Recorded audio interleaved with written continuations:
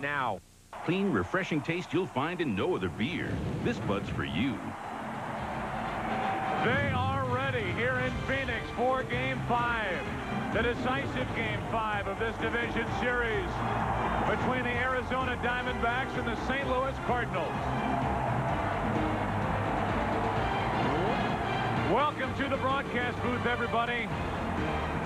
As you look at this crowd, man, they are having a good time. I'm Joe Buck along with Tim McCarver. For those of you watching the Oakland Yankee game, any changes in that scoring, we'll get it to you immediately. How much scoring are we going to have here tonight with Curt Schilling and Matt Morris, a rematch of Game 1, a 1-0 victory for the Diamondbacks? There was not a lot of hitting, not a lot of base running the last time these two guys met. And consider this, how many times do you have potentially the Cy Young Award candidates, 3 of them performing in one game? That's the case because if you are healthy enough to pitch, be ready in tonight's game, and that means Randy Johnson in the bullpen for the Diamondbacks. He's waiting in the wings, and Tony La Russa has everybody ready. The only pitcher who may not be ready, Albie Lopez of the Diamondbacks. But Dustin Hermanson, who pitched 3 scoreless innings for the Cardinals yesterday, he's ready also. So it's a rematch of Game 1. It's Matt Morris against Curt Schilling. These two combined for a 1-0 game won by Arizona, who will move on to meet the Braves in the National League Championship Series. We'll find out starting in just moments next on Fox. I'm Jeannie Zalasko at the Fox Network Center. One of Oakland's hottest bats in the series so far, trying to get his A's back in this game, but this won't help. The flyout to Bernie Williams would end the inning. They've gone to the top of the 8th in Oakland. New York still leads 7-2. As promised, we'll keep you posted, Joe Buck. Thank you, Jeannie Zalasko. We get ready for baseball. Tim, you and I, just moments before we came on camera, our nervous little time at the start of the night. We were sitting here nodding off, saying, what's going on? It's so quiet in here. Yeah. There's no life. All of a sudden, they crank up this crowd, and this is, well, there's a little energy flowing behind Curt Schilling as the Diamondbacks take the field, led by their 22-game winner. Literally led by Schilling. A 1-0 shutout, a complete game over the Cardinals in Game 1 of this series. By the way, this is the first 5th game in this year's playoff, but there's at least going to be one more in Seattle tomorrow and probably into New York tomorrow night. Curt Schilling is getting ready, and here's the starting lineup for the St. Louis Cardinals presented by Budweiser. They will lead it off with Fernando Vina, then Polanco batting second. J.D. Drew has only 1 hit, hitting third. Pujols has only 2 hits. Then it's Edmonds, who has gone deep in 2 consecutive games. Then Mark McGwire at first. Edgar Renteria, the shortstop, Mike Matheny, and Matt Morris pitching and batting ninth. Curt Schilling obviously can be dominating. 11-4 in this ballpark this year. Huge numbers. So you've got a 22-game winner for Arizona going against a 22-game winner for St. Louis. The 2 right-handers led the major leagues in victories, and here's the defense for the Diamondbacks. As we've said, the last 3 games, they were the best during the regular season, committing only 84 errors as a group. No surprises. Gonzalez, Finley, Sanders in the outfield with Williams, Womack, Counsell, Grace on the infield. Damian Miller catching Curt Schilling. Power, power, power. Very few change-ups, an occasional curveball, but the splitter, his success with the splitter and getting it over has been the difference in this season and last. When he came to the Diamondbacks from the Philadelphia Phillies, and the last time he pitched in the postseason before this year was a 5-0 shutout in 1993. The Phillies over the Toronto Blue Jays, a series won by the Blue Jays. He was 1-1 in that World Series, coming off a very good NLCS with Philadelphia against Atlanta. And now here he is, another postseason turn for a guy who graduated from Shadow Mountain High School here in Phoenix, played junior college in the area. A prayer, and we are about ready to go. Fernando Vina will lead it off, and as always, this broadcast is also available in Spanish by utilizing the SAP button on your television. A little Sunday night baseball for you, and it's Fernando Vina trying to get it going. He has 5 hits in this series, but he has been dangerous as a leadoff man. Reaching base the last 2 games with singles. This time he pops it up. 1 out. Tim, if there's one thing you can't do is fall behind on the count to Curt Schilling, and we might see a lot of early swings by the Cardinals against this right-hander. That's a very good point, because when they do that, swinging at the first pitch, there's more of a chance of getting a fastball to hit. When he gets ahead in the count, that lethal splitter, devastating. Tony La Russa telling us before the game we're going to change our approach against this right-hander. He didn't really elaborate, but that might be what they're going to try to do. Here's Polanco with 1 out, nobody on. Placido 3 out of 11 in this division series as he takes ball 1 high. So you know the home plate umpire is Jim Joyce. It'll be up to the veteran former American League umpire. Now they're all under one roof. Calling the balls and strikes for Schilling and Morris. Here's a 1-0. Into center, a base hit. 1 on, 1 out. So Schilling has thrown 3 pitches, and the Cardinals have swung at 2 of them. I guess to elaborate on that, what you want to try to get against Schilling is a predictable pitch, be it the first pitch, or if he falls behind and then comes in with the fastball, as he did here. And Polanco, the first runner of the ball game. So 1 on, 1 out for J.D. Drew. Drew, who had really a solid season. Hitting .323, is only 1 out of 10 in this series as a breaking ball misses for ball 1. Schilling in his career is 6-7 against the Cardinals, with an ERA of up near 4, although he could not have convinced anybody of that after game 1. Here's a 1-0. That's too far outside. 2-0 with Pujols on deck. The crowd groaning as Schilling's not getting these close pitches. There are the numbers, and that includes the game 1 shutout. Predictable pitch right here. And Drew will be looking for an inside fastball. Got it on the outside corner. 89 miles per hour, in the count 2-1.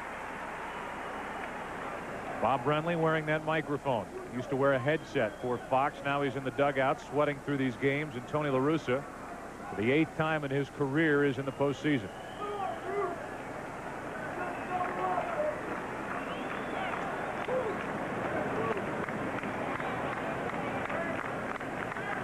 You would think runs would be hard to come by, but crazier things have happened in the world of baseball or sports, where you come in talking about Morris and Schilling and go out wondering what happened.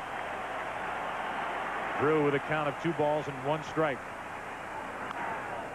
Like he was trying to go to left in the count 2-2. 96 miles per hour. So think about the 2 fastballs that Schilling threw in the last 2 pitches. An 89-mile-an-hour fastball, and then he reached back for a little extra.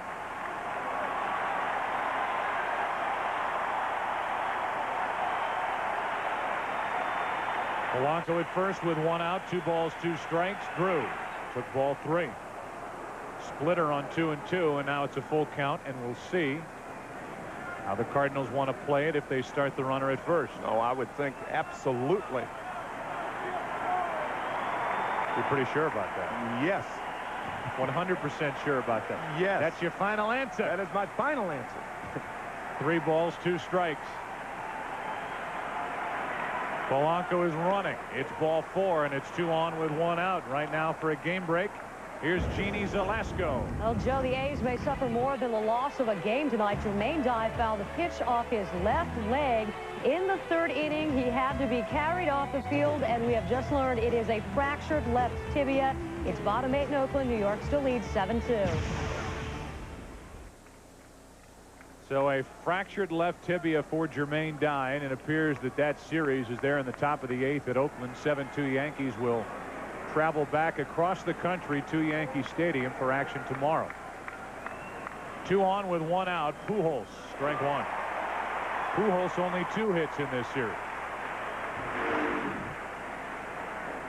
Good fastball right here.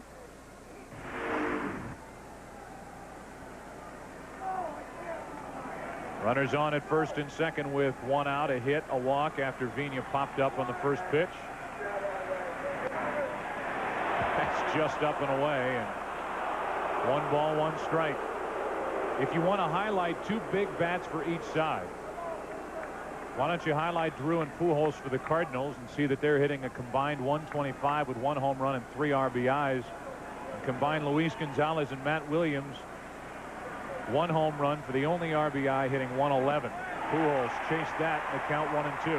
Only 19 runs scored in this series, the first 4 games. This is the splitter right here, falling out of sight. Most of Schilling's effective splitters are balls.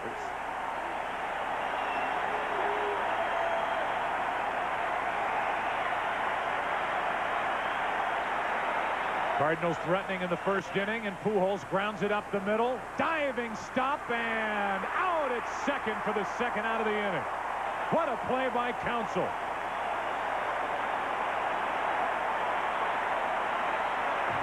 Counsell with a huge 3-run home run in game 3 may have saved 3 with this play. To just get Drew at second base. What a play.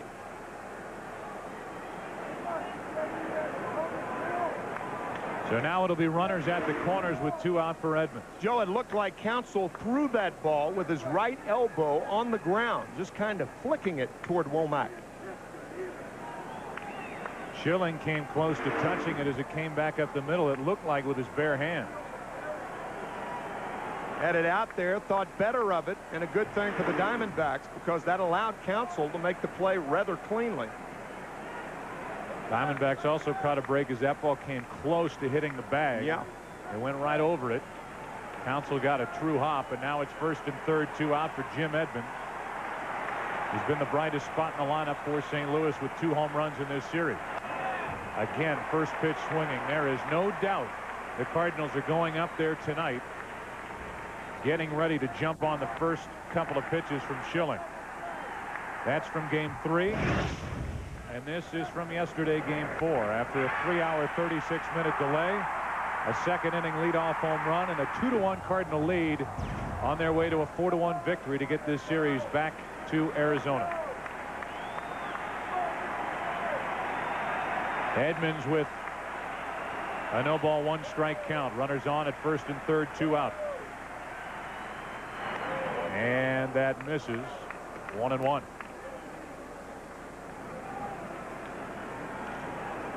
Edmonds during the regular season hit 30 home runs, drove in 110. His season went up and down all year, had a terrific start, dismal in the middle, and finished as strong as anybody in the National League. Almost lunging after that pitch, and it's 1-2. Edmonds has missed his pitch both times. That was a slider that backed up and stayed away. We talked about it before. Edmonds, a very, very good high ball hitter.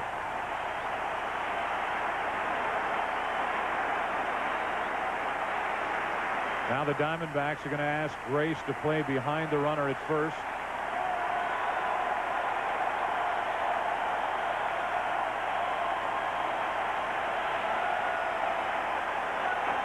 Good play by Miller to save a run. And that's always the #1 chore for Damian Miller, catching Schilling, especially with a guy at third with that split finger pitch in the dirt. Bob Brenly telling us that he understands that Mike Matheny is a superb catcher with the Cardinals, but Damian Miller should get some consideration for the Gold Glove. And Miller's hurting. That's why he's out there trying to buy some time. They're not talking strategy. Schilling knows what he wants to do. They're just trying to give Damian Miller a chance to let the pain subside so he can go back behind the plate. Miller hit in that protective cup that catchers wear, that all players wear. The catchers needing them more than anybody because of plays like that. Miller telling Edmonds, and Edmonds is getting a chuckle out of it. Certainly not a funny matter to Damian Miller, and finally, after about a minute and a half, 2 minutes, Miller is ready to show the signs to Curt Schilling. Miller playing with a tear in his shoulder. So valuable to Bob Brenly. And Curt Schilling in particular right now. 2-2. Inning over. A hit, a walk, 2 left. Matt Morris's turn in Arizona.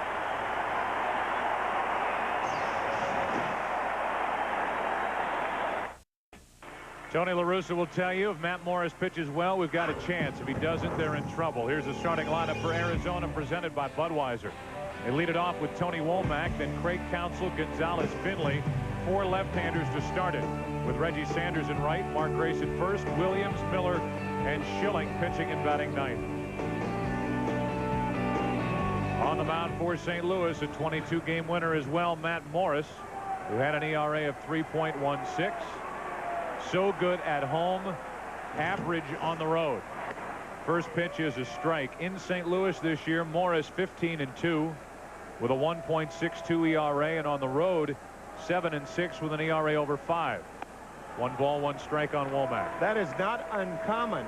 Curt Schilling, even though he had a fine road record, was 11-4 here at Bank One Ballpark. Womack is jammed, and that's strike 2. The reason it's not odd, and there are a lot of pitchers that have success in their home ballpark, the pitcher's mound is modeled around the home pitching staff. Their size, the landing area. The height of the mound is the same throughout, but the slope of the mound varies in different parks.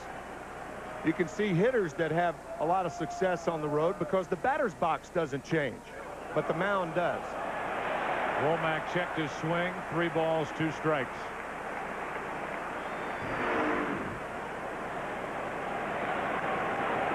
He held up. Tony 2 out of 12 in this series as he grounds up the middle. Renteria, no chance.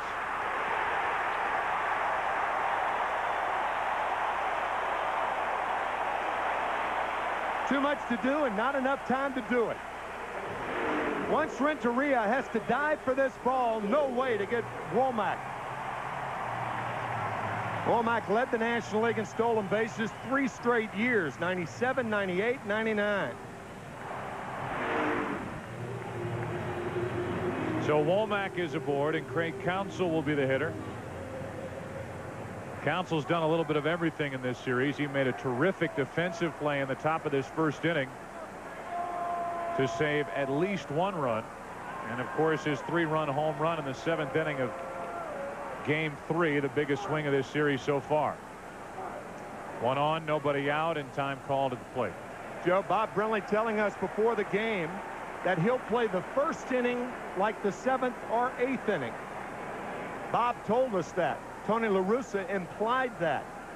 Because of the caliber of pitchers out there, you may see a lot of early inning bunts. There's a strike to Counsell.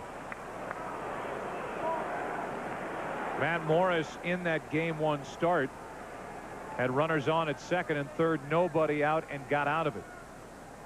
And the scouting reports that the Diamondbacks got about the Cardinals surrounding their pitching was that they would get into trouble from time to time, and that's when they would save their best stuff and shut down the inning. Double play ball. That is tailor-made. 4-6-3, 2 out, nobody on.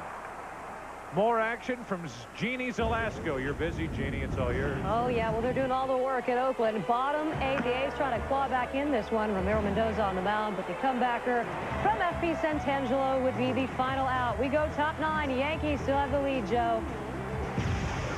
So the comebacker with that series coming back to New York. It appears 1 more inning to go there. You and I did the first 2 games of that series at Yankee Stadium. Everybody left. You and I went to St. Louis. The 2 teams went out to Oakland. And I think you and I probably had the same opinion. Yankees are dead. Forget it. It's over. The world champs will be dethroned. Well, guess what? It looks like they're going home for Game 5, and at Yankee Stadium, they have to be considered favorites. That misses for ball 1 to Gonzalez. They were so overwhelmed in games 1 and 2 by Mark Mulder and Tim Hudson. Terrific pitching performances. If they do go back to New York, they'll face Mulder again. That's into left field for a base hit. Gonzalez is on with his 4th hit of the series.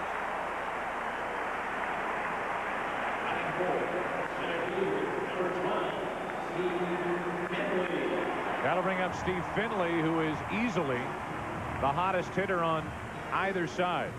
7 out of 15. He has more hits than Grace, Williams, and Gonzalez combined. He also has more spots than those 4 in the order. He's batted 2nd, 7th, and tonight 4th. I think he got a 5th in there, too. Yeah, he did. Right. 5th yesterday. Ball 1 to Finley. 2 RBIs. Narrowly missed a 3-run home run in yesterday's game. Runner at first, 2 out. Breaking ball misses. 2-0 with Reggie Sanders on deck.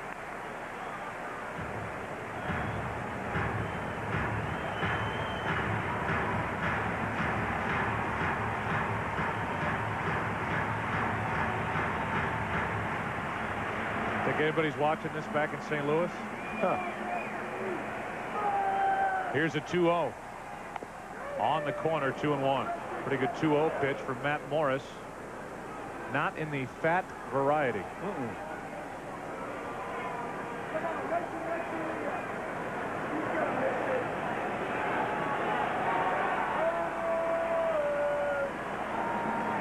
Arizona turning to a 34-year-old. Tony La Russa turning to a 27-year-old. And Finley out in front.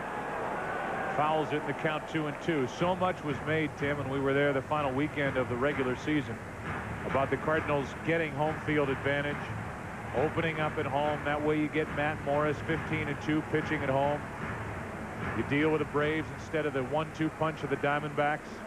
Well, the Braves swept Houston, starting that series at Enron Field, and the Cardinals and Diamondbacks are in game 5 with Morris and Schilling hooking up, and Finley pops it up.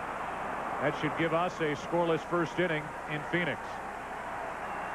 That'll do it for Arizona. 2 hits, a double play ball mixed in. Mark McGwire first up for the Cardinals in the second, no score. The Division Series on Fox, presented by Budweiser, is brought to you by Budweiser, with the crisp, clean, refreshing taste you'll find in no other beer. This Bud's for you. By Nissan. Nissan introduces the totally new V6 Ultima, the cure for the common car. And by MasterCard. There are some things money can't buy. For everything else, there's MasterCard. The roof is on.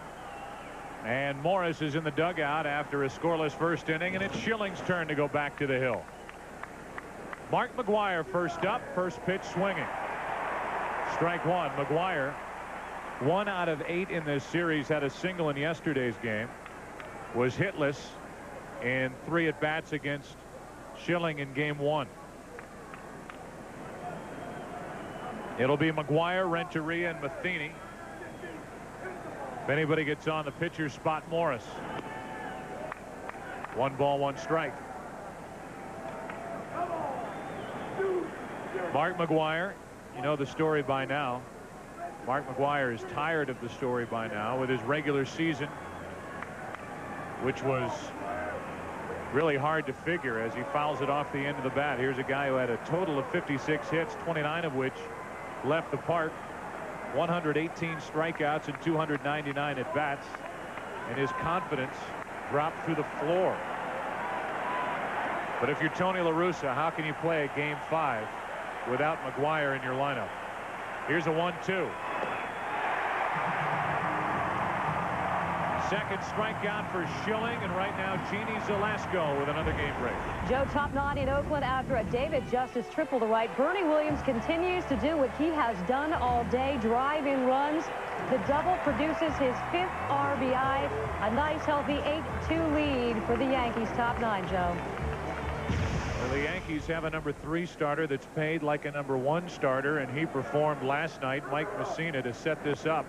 And then it's Orlando Hernandez, who will go to 9-1 in his career in the postseason with a win today as you get another look at the strikeout of McGuire.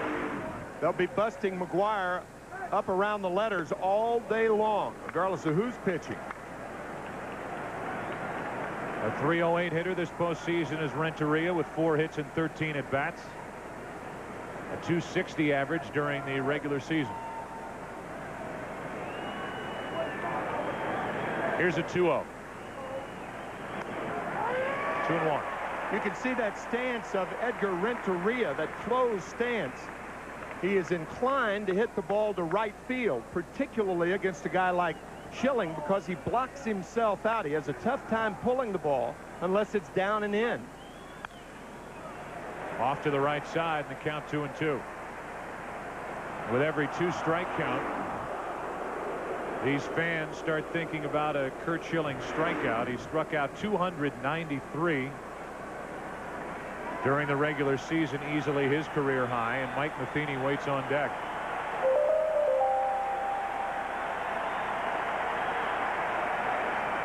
And Renteria steps out.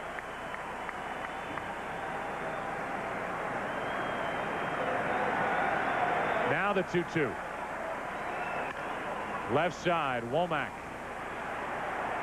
2 out. And with that, Matheny will bat. Schilling 293, his career high with Arizona, he says, backpedaling. 300 strikeout year in '98 with Philadelphia, 319 the year before with Philadelphia. But you're looking at a guy in Curt Schilling who has had 2 separate shoulder operations. And what a jump from a year ago in the strikeout department. He is back, and maybe in some respects, Tim, better than ever. Yeah, that's right. Same with Matt Morris. Both pitchers, surgery on shoulders and elbows, and back throwing harder than ever. Here's an 0-1 pitch. Matheny, breaking ball, has him bailing. Pretty good pitch, and the count 1-1. Just think, Curt Schilling had 298 strikeouts, as Joe said, yet finished 74 strikeouts behind Randy Johnson.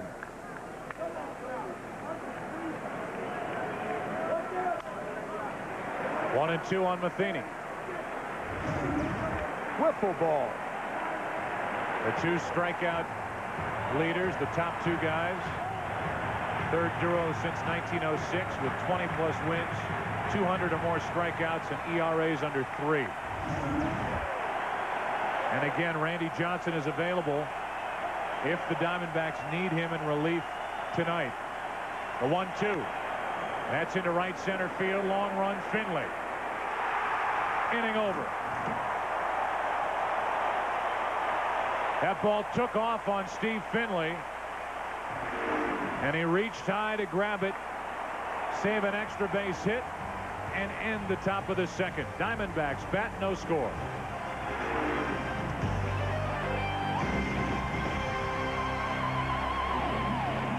Sixth. The Division Series on Fox, presented by Budweiser, is brought to you by Energizer. Do you have the bunny inside? By Wendy's Bacon Mushroom Melt. When you gotta have one, you gotta have one. And by Nissan. Nissan introduces the totally new V6 Ultima, the cure for the common car. Well, I wouldn't want to be anywhere but right here under the retractable roof big top of Bank One Ballpark. Game 5, the decisive Game 5 between Arizona and St. Louis, and one of the better pitching matchups that the postseason has featured over the past 25 years. Reggie Sanders first up. Good low ball hitter. Fouls it back, 1-1 in the 1974 American League Championship Series. There were 2 pitchers opposing one another with 22 wins or more. That's the last time that's happened. And it was between Baltimore's Mike Cuellar and Oakland's Catfish Hunter. Faced each other 2 times in that series. Cuellar won Game 1. Hunter won the deciding Game 4. And Oakland went on to beat the Dodgers for their 3rd straight World Series victory that year.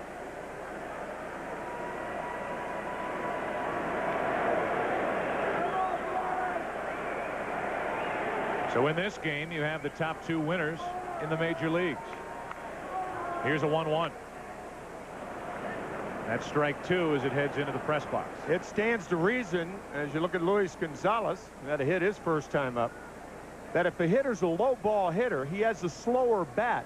And if you have a slower bat, you're vulnerable inside. And sure enough, Reggie Sanders couldn't get around on that inside fastball. Like McGuire, he has to make pitchers get the ball down. Breaking ball is clunked to third, foul. Mark McGuire, we mentioned it yesterday. A long day at Busch Stadium for these two teams, for those fans. A 3-hour, 36-minute delay before we got underway. A 4-1 St. Louis win, and we talked about McGuire being affected by the high strike. Probably more affected than any power hitter in the game today after that charge was made to the umpires. Breaking ball. Sanders is gone. That'll bring up Mark Grace. And we'll hear from Mark about the team's attitude coming into this game 5. This team is a lot more businesslike as far as our celebration in Milwaukee, and as far as our preparedness, our attitude of, okay, that's one. We got to take it a step further instead of just, yeah, we did it, we did it, we did it. It's like, okay, yeah, we did it, but this is not where it ends. Well, it's going to end here tonight for one of these two teams.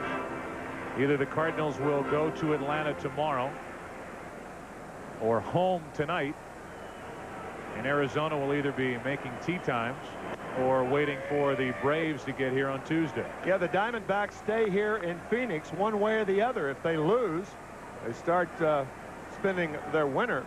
If they win, they host the Braves. The Cardinals leave here one way or the other. Jerry Colangelo, owner of this Arizona Diamondback team, as well as the Phoenix Suns, watching as Grace waits for a 1-ball 2-strike pitch from Matt Morris. That's foul.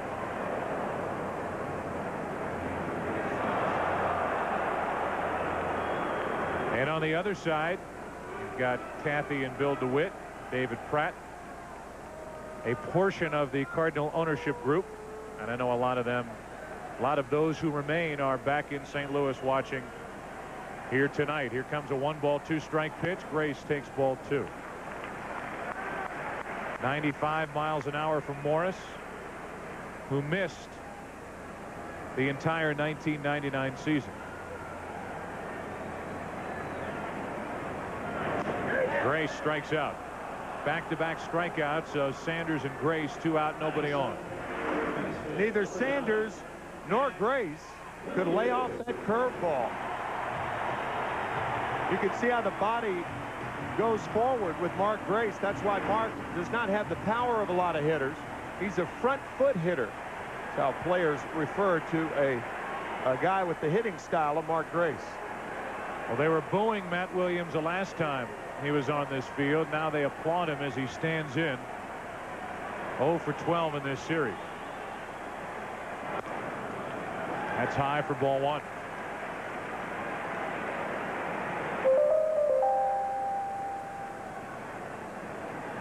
Williams, a .275 hitter during the regular season. See that Yankees score 9-2 in the bottom of the 9th. Yankees about to send that series back to New York. Here's a 1-0. 2 balls, no strikes with Damian Miller on deck.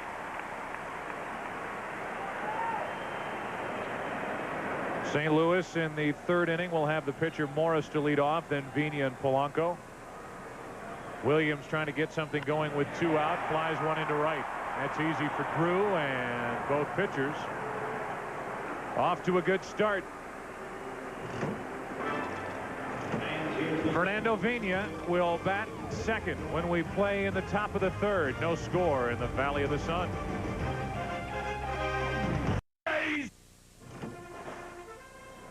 Matt Morris will lead it off for the Cardinals in the 3rd inning. No score, and strike 1 to a guy who was 10 out of 72 at the plate this season. Dropped down a sacrifice bunt back in game 1 against Curt Schilling. 0 for 1 in that game as well. Diamondbacks have 2 hits. Cardinals have 1. Curt Schilling did well to get around a one-out jam back in the first, and Morris has bothered Tim by something on his right thumb. Came off the mound after the second inning. Barry Weinberg, the trainer, came over to look. It's not believed to be serious, but the Cardinals hopeful that it's not the start of a blister. Dave Duncan in particular. Schilling has Morris set up for his third strikeout of the night. One out. The Diamondbacks starting rotation, we've been saying this throughout, is top heavy. Arizona, when either Schilling or Johnson started this season, 51-18. 41-52 in games started by other pitchers. That's why that game 3 was so critical for each side. The Diamondbacks turning to Miguel Batista, who's been so valuable for Arizona this season. Very valuable, but you wouldn't consider him a number 3 type starter. No. They end up getting 6 terrific innings out of Batista. They overcome a 2-1 deficit in the 7th inning, win that game. And now the Cardinals, after getting by with Bud Smith, Dustin Hermanson, and Steve Klein yesterday, are back to where they started here in Arizona, trying to beat Curt Schilling to advance to the NLCS. Here's a 1-0 to Vina. Hard hit, but right at Womack, and can't make the play. Tony Womack committed 22 errors during the regular season, has 1 in the division series. That's likely a hit. They're going to call it an error. That's a tough error on a little short hop, and Womack could not handle it.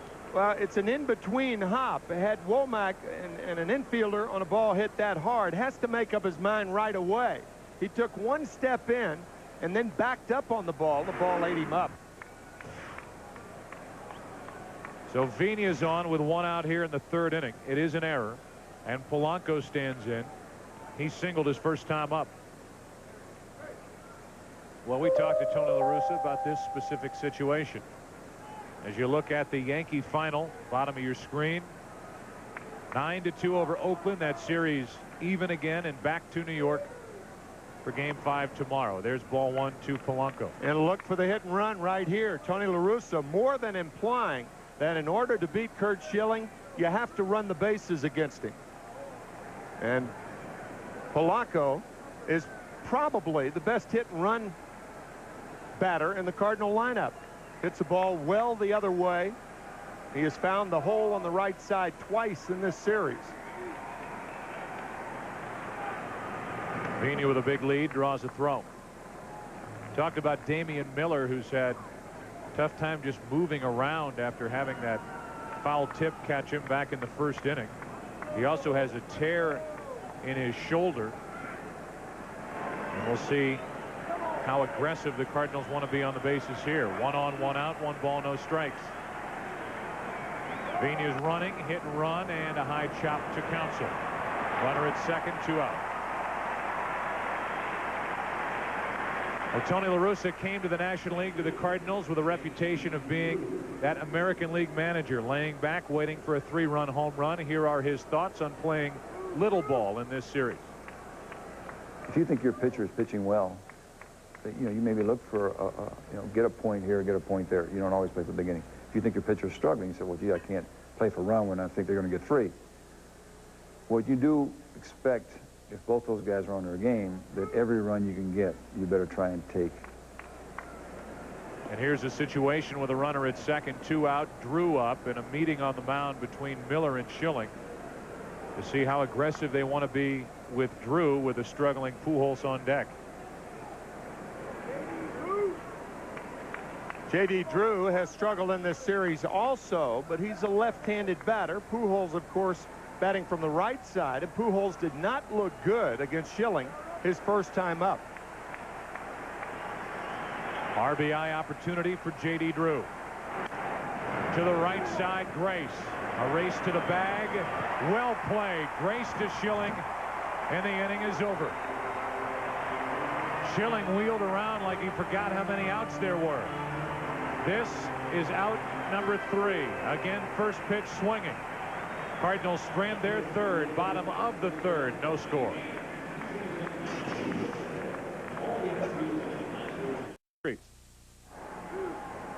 We would like to welcome those of you watching the Oakland, New York game, and congratulations to the Yankees and to their fans with that 9-2 win. The series will head back across the country and at Yankee Stadium tomorrow for Game 5 as the Yankees try to become the first team in a best-of-5 series to lose the first 2 games at home and come back and win the series. 0-2, quickly the count on Damian Miller. If you're just joining us, you have missed absolutely nothing. Pitching is dominated like we thought it would, with a pair of 22-game winners hooking up in this game. A rematch of Game 1 that ended 1-0 Arizona. Schilling for the Diamondbacks and Matt Morris for St. Louis. Here's a 1-2 pitch to Damian Miller. 1 out. Strikeout number 3 from Morris.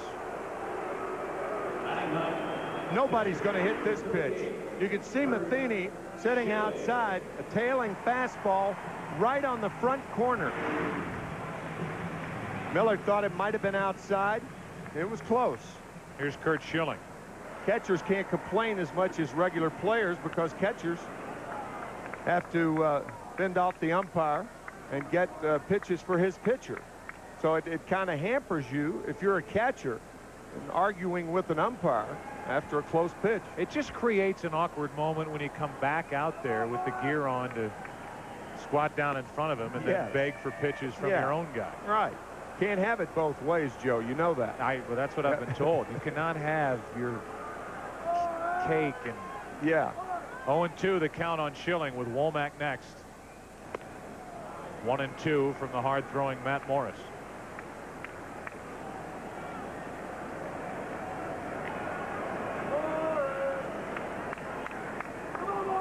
Morris has allowed no runs on 2 hits, and the count 2-2 on Schilling. J.D. Drew in right field is playing deep second. Indication usually of who's hitting. You can see Drew right there. J.D. playing a very shallow right field, properly so. A 2-2 pitch. Fastball up the middle, Renteria.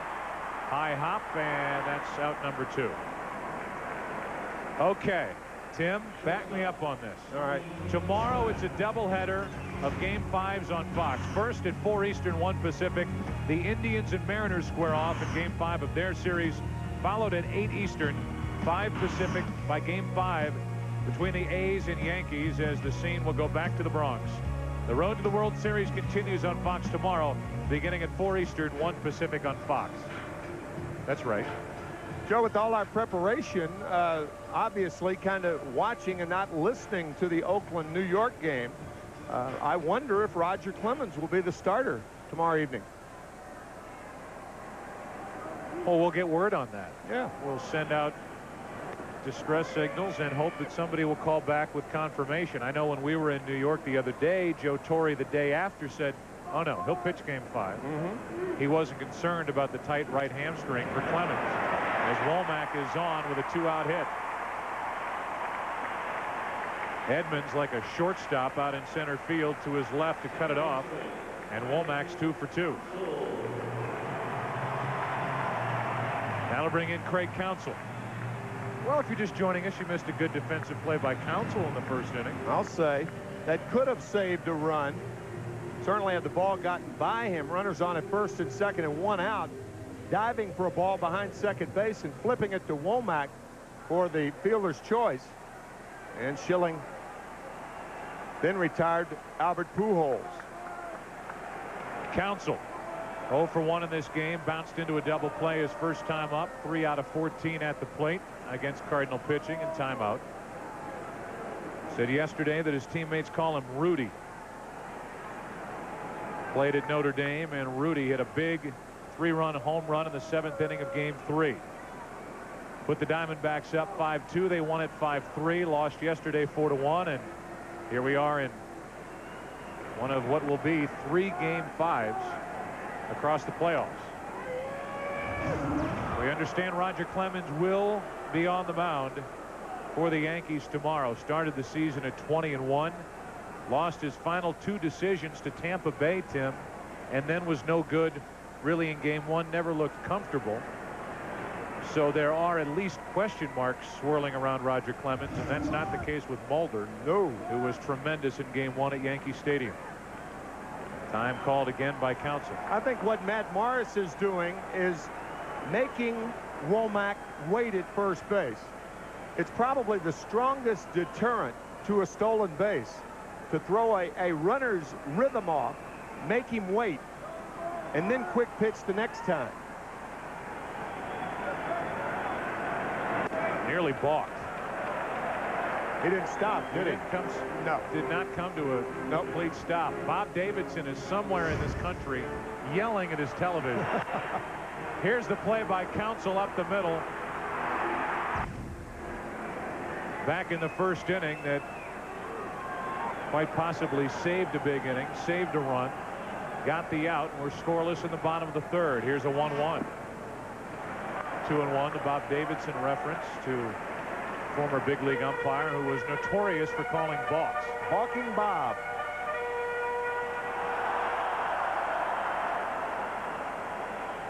Two balls and a strike. Well, if you want protection in the lineup, Craig Counsell has it. With Luis Gonzalez waiting on deck, Counsell should get something to hammer here. It's low, and it's 3-1, and that's even more the case now.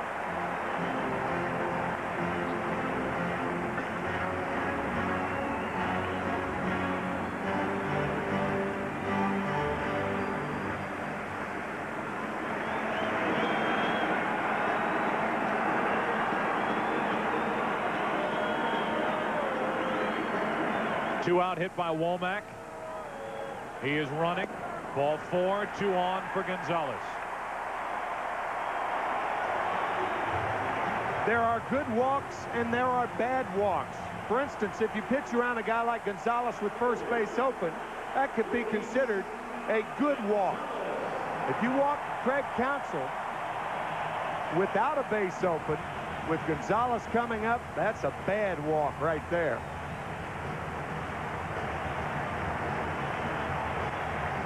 Single his first time up, 4 hits, 16 at bats, 1 home run for his only RBI.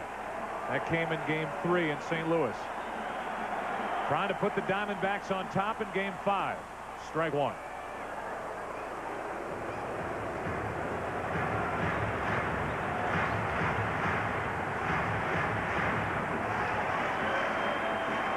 The Diamondbacks have their best at the plate.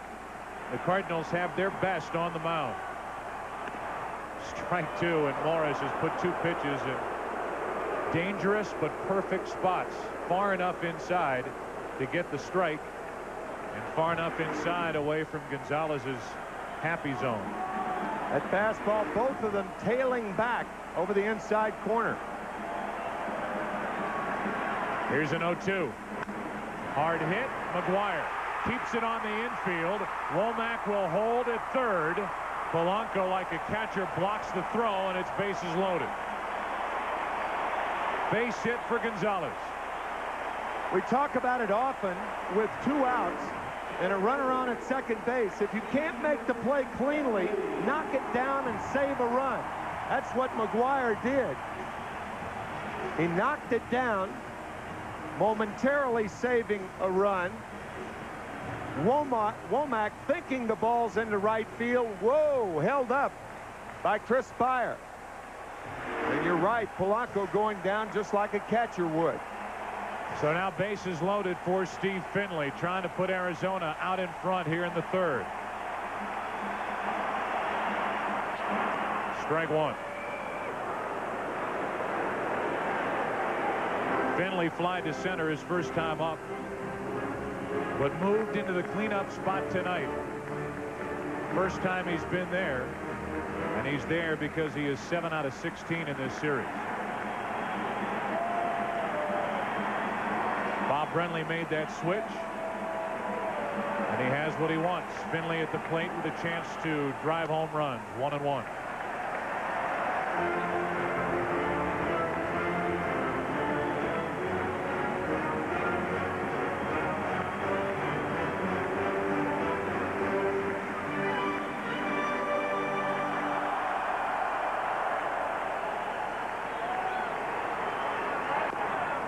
Strike two. I'll say this for Matt Morris. I've watched, I would say, 90% of Morris's starts this season. He is more deliberate. He has slowed his actions down on the mound more so than at any time. Usually during the regular season, he'll get into a groove where he'll just get it, throw it. And he is obviously making an effort to slow himself down with the adrenaline pumping. And a chance to move to the NLCS hanging in the balance as Finley pops it up. McGuire. It's a foul ball, and it's an inning-ending pop-up. So the 27-year-old Morris trying to match pitch for pitch with Curt Schilling. No score into the fourth. The Division Series on Fox is presented by Budweiser. Budweiser, with the crisp, clean, refreshing taste you'll find in no other beer. This Bud's for you.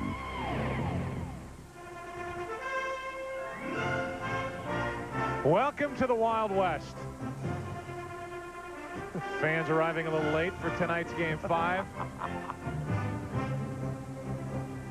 And with the desert right outside this happy little dome, Albert Pujols leads it off, and that's strike one. That was the Wells Fargo wagon, wasn't it, Don?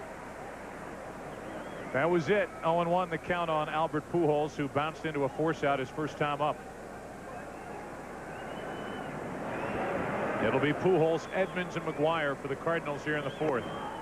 1-1. We were right earlier when Matt Morris was looking at that thumb. You can see right there, there is some blood on that right thumb. It's a little late in the season to be getting a blister. However, if you don't keep those calluses shaved down, and what can happen is, and I'm sure you folks know it, maybe not on your pitching fingers, but other places. 2 balls and a strike. Schilling pitching to Albert Pujols. Little floater caught. Tony Womack, 1 out.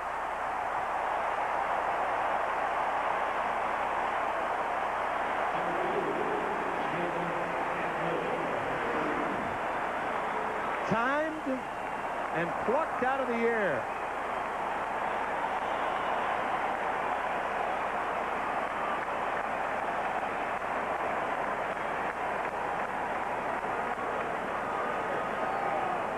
That'll make you drag your feet down the first baseline as Tony Womack got way up for that first out.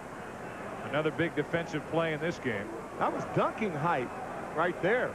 Woo. Here's Edmonds.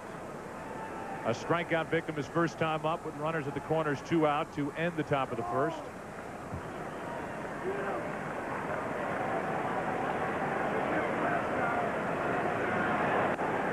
Strike 1 on a breaking ball.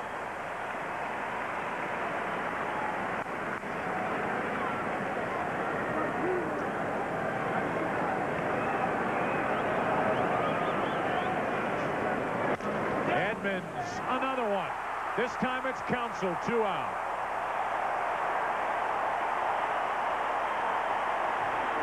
Cardinals are thinking, what's going on here? 2 leaps, 2 outs.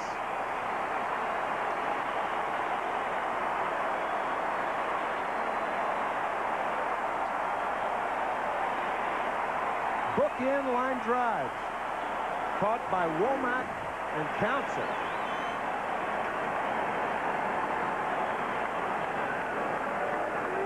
Now it's McGuire with the bases empty.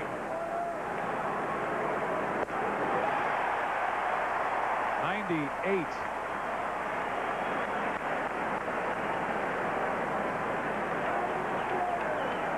Four home runs for McGuire in his career against Curt Schilling. That'll get out of play. 0-2. McGuire is playing in his 42nd career postseason game. He has 4 home runs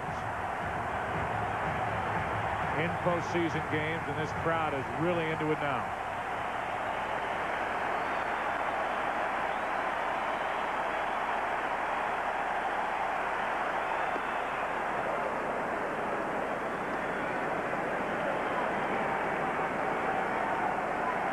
Continuing to stay among the top rungs of that ladder.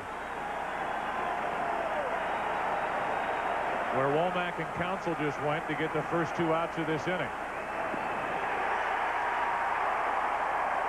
McGuire becomes the 4th strikeout victim for Curt Schilling.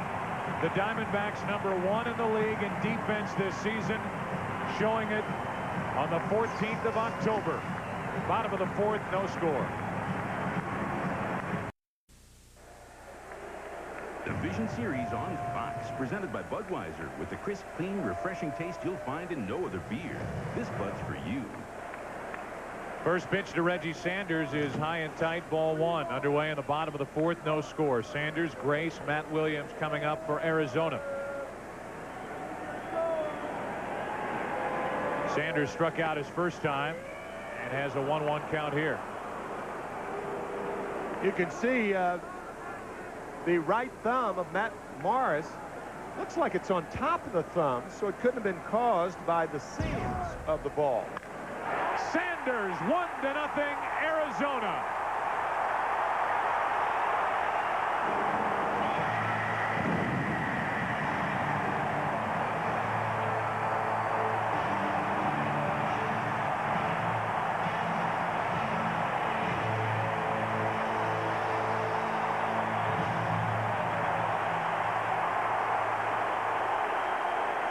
Joe, the last time up, we were talking about how Reggie Sanders loved the ball down and how he was also a very good breaking ball hitter.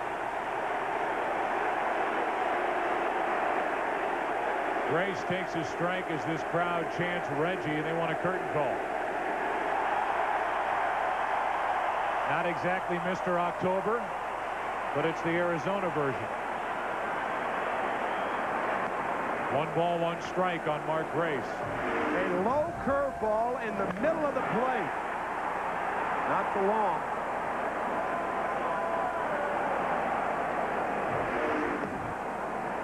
Two and 1 on Grace.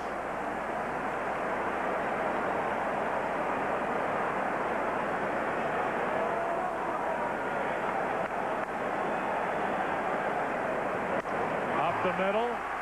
Knocked down by Renteria from his knees for the out. What a play. What a play by Edgar Renteria. Check this out, folks.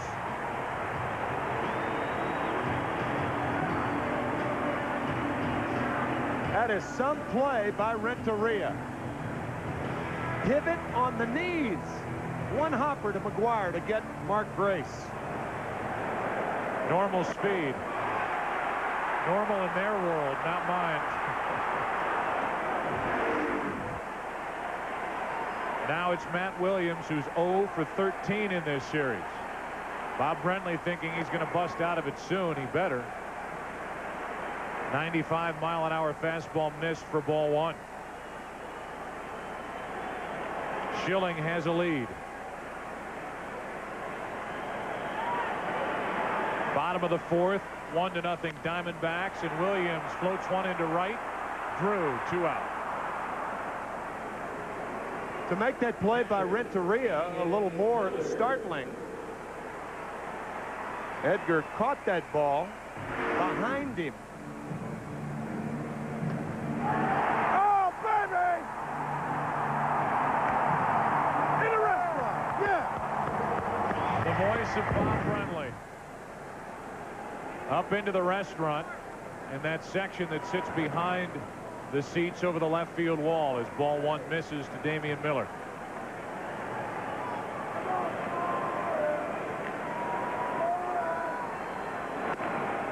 Brentley's saying more in these games than he did last year, and he was getting paid to sit in the booth.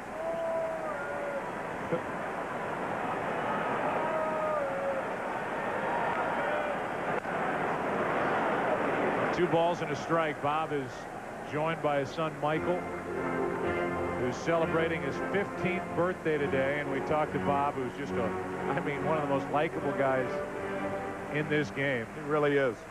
We asked Michael what he wanted for his birthday, and Michael said a new World Series ring.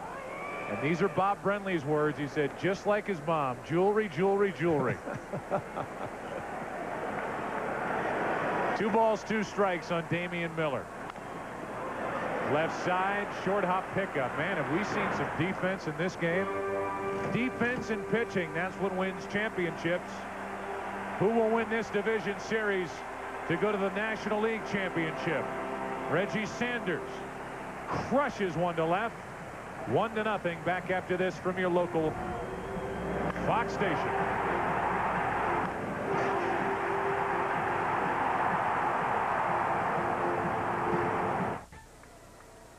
Well, so far, that's most of the story. We'll say 2/3 of it. Reggie Sanders hitting the home run on Matt Morris, who's due to hit 3rd in this 5th inning. The other 1/3 is the pitching and defense we talked about. Schilling on the mound and the defense up the middle. Breaking ball for strike 1 to Renteria with Matheny and Morris to follow. 1-0 Arizona on a 447-foot home run by Reggie Sanders. Strike 2.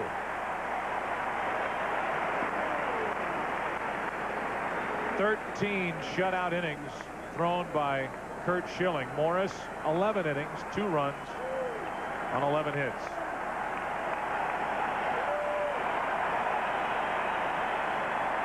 The 0-2. Somebody on the Cardinals, I'll guarantee you, came into the dugout and said, we've got to score anyway. That's a rationalizing term that players and managers and coaches use, realizing that if you don't score, you're not going to win anyway. And that's how they console one another. Make light of that home run hit by Reggie Sanders.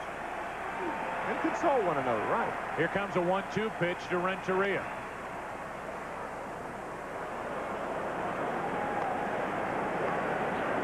I guess in a perfect world, the Diamondbacks would not only win, but have Schilling go all the way, and then have Randy Johnson start against the Atlanta Braves on Tuesday night. Here's a 1-2 pitch. Renteria strikes out. Miller hung on to it. Strikeout number 5 for Curt Schilling. 1 away. I think he had to hold on to it because I believe Renteria foul tipped the ball. So he's got to catch it before it hits the ground. Ooh. I guess he did. That was close. Miller sold it to the home plate umpire, Jim Joyce. 1 out. Mike Matheny will hit. Steve Finley made a nice running catch in right center field to rob Matheny of an extra base hit his first time. Strike 1.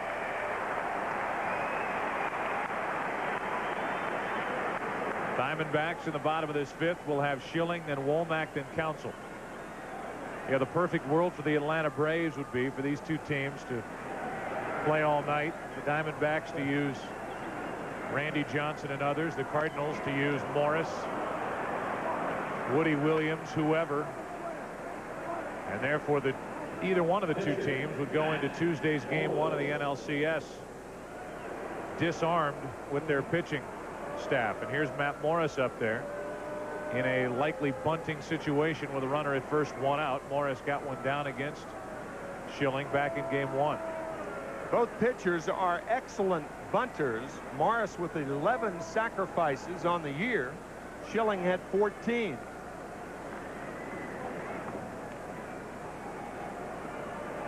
We keep talking about the National League Championship Series beginning Tuesday at 4 Eastern, 1 Pacific on Fox. The winner of today's game will move on to Game 1 of the NLCS to face Chipper Jones, Greg Maddux, and the NL Eastern Division champion Atlanta Braves. The road to the World Series continues Tuesday at 4 Eastern, 1 Pacific on Fox.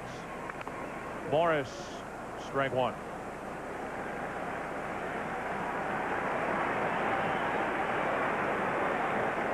Matheny does not have good speed, the runner at first. It'll take a good bunt from Morris to get Matheny down to second. Tony La Russa, in all phases of the game, I don't think he's more aggressive than he is in this type situation. Not to say that he'll do anything crazy against Schilling, but it's not the automatic bunt every time as Schilling throws to first. Schilling just has the ability to get the ball past the hitter that if you start the runner, Matheny doesn't have much of a chance to get down to second base. And you can't put the ball in play on the ground. That's in the air, and that's Miller. Easy, 2 out.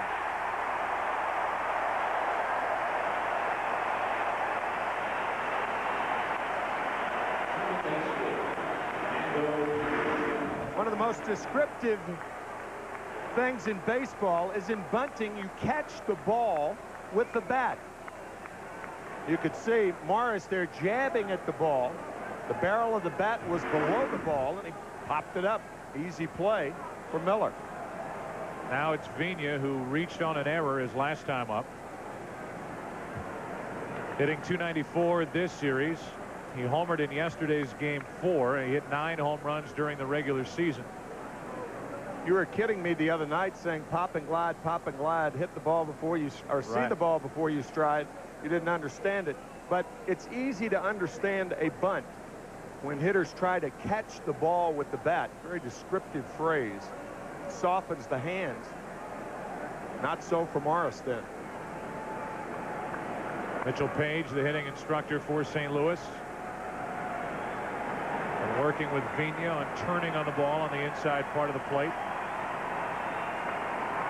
Time called. It worked yesterday. 2-run home run on a cutter.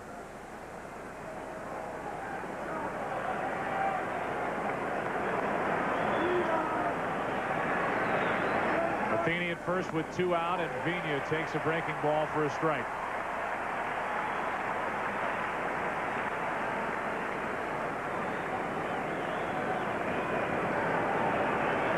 Schilling's been with Baltimore, Houston, Philadelphia. Signed a 4-year deal here after being traded from Philadelphia. That's strike 2. He came to Arizona for Travis Lee, Omar Dahl, Nelson Figueroa, and Vicente Padilla. Joe Garagiola Jr., the general manager, pulled that off, and now Vigna set up for Schilling's 6th strikeout of the night. Travis Lee and Omar Dahl helping the much improved Philadelphia Phillies this year.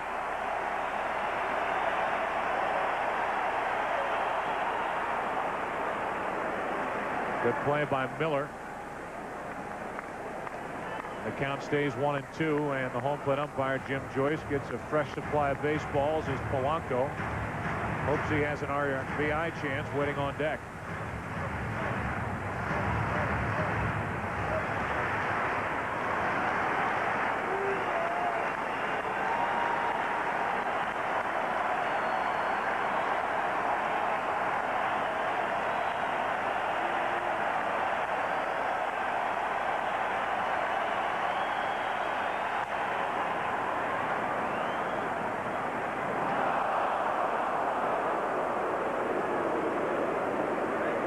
Every year, Fernando Vigna, one of the toughest players in the National League to strike out.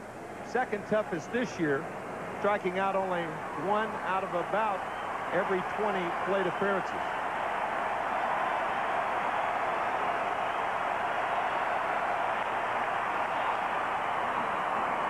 And you can see the ability of Fernando Vigna to at least put the bat on the ball, hope for a mistake, and Curt Schilling so far in this division series hasn't made many.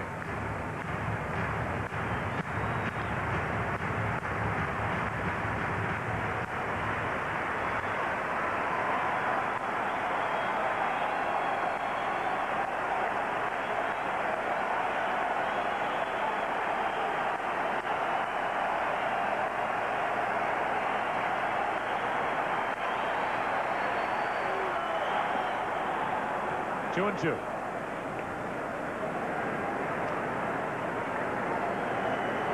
Miller, for a guy who's had a tough time just walking out to the home plate area,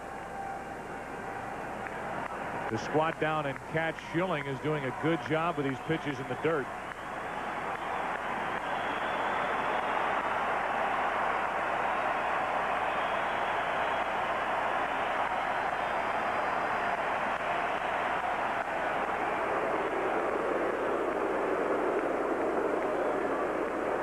Diamondbacks in the bottom of this 5th. They start the inning with Schilling.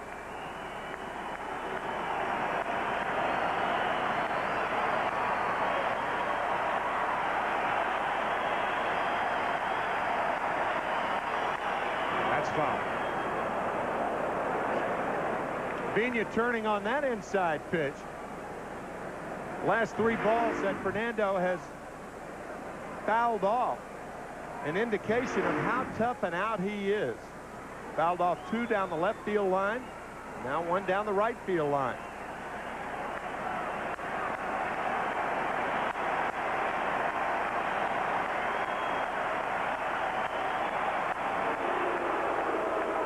Crowd getting on Vina as he hopped out of there just as Schilling was coming to the set position. Diamondbacks have 5 hits. The Cardinals have only 2. Arizona leads it 1-0. And Vina, another foul ball. That came back and caught Jim Joyce on the foot.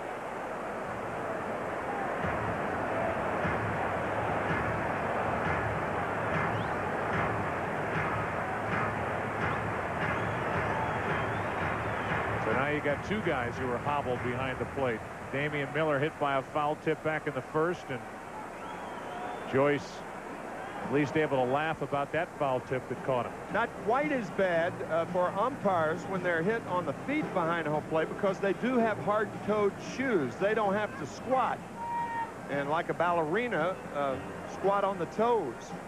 They're flat-footed behind home plate and have the hard-toed shoes. Obviously, because catchers have to squat, they can't have those types of shoes, not only hard-toed shoes, but shin guards under their pants and a chest protector under the shirt. That guy came back, caught him in the knee. Yeah, yeah. One of those hinges. Yeah, I thought it was on the right foot, but it was the right knee, right inside. So at any rate, Joyce is ready to continue, and we resume this good at bat by Vina with a 2-ball, 2-strike count. Runner at first, 2 out, a 1-0 Arizona 5th inning lead.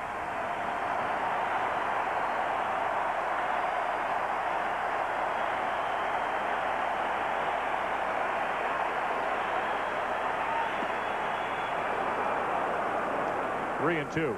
Feisty at bat by Vina.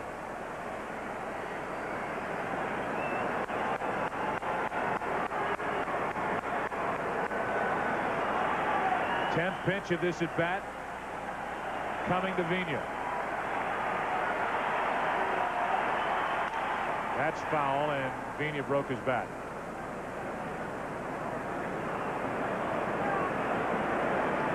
So this at bat will take another minute or 2 as Vina goes back, and he doesn't like that one.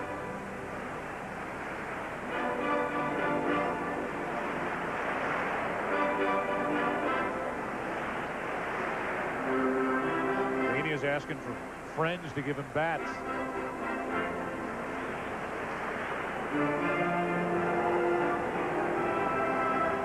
Sometimes at this time of the year, you run out of game bats, depending on your shipment, and there are many players that borrow teammates' bats.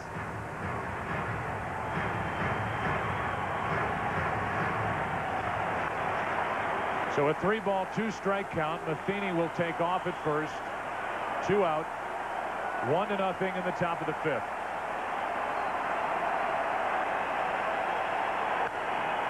That will get out of play.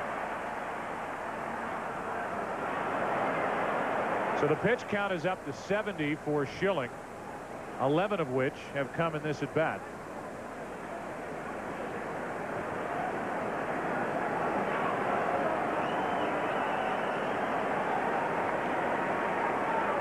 This game has come to a standstill, and Schilling is fighting for this final out. Vina is trying to present Polanco with an RBI chance. He's on deck.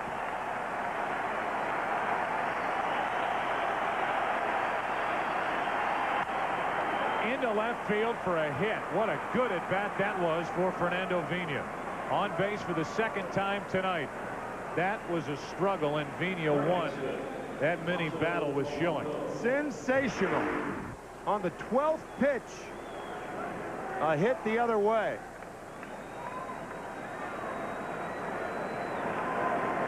Hitters like that are just nightmares to pitchers because pitchers make pitches that they want to make, like that one. And Pena turns it into a hit. Now it's Polanco, who drove in 38 runs, predominantly out of this number 2 spot during the regular season. 1 RBI for him in this series. He is 4 out of 13. Up the middle. Womack, good play to his left, and the inning is over. 2 hits, 2 left, 5 on the night for St. Louis. Halfway through game number 5, Schilling will lead it off. Diamondbacks lead it by 1.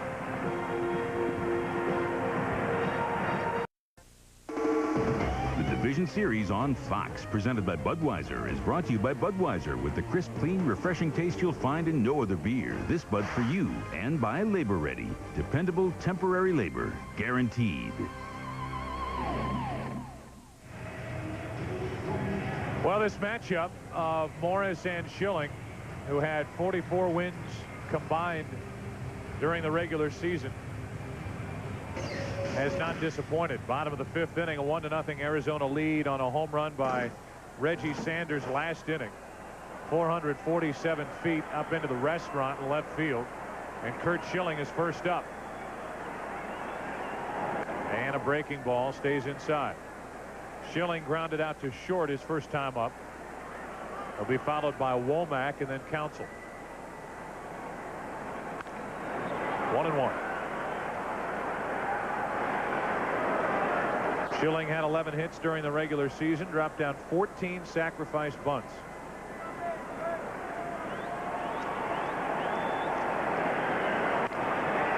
Hard hit, but right at Pena. Let's give you now our MasterCard fan cam here at Bank One Ballpark.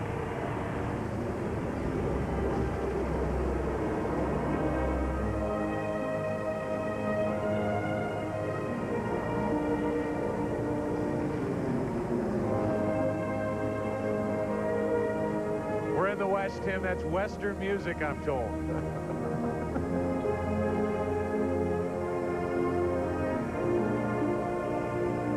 Somebody cooking baked beans out on the fire.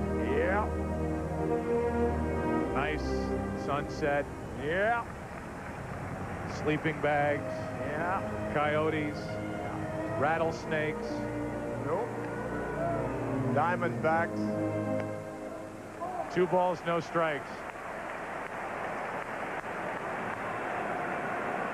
Womack and then Counsell.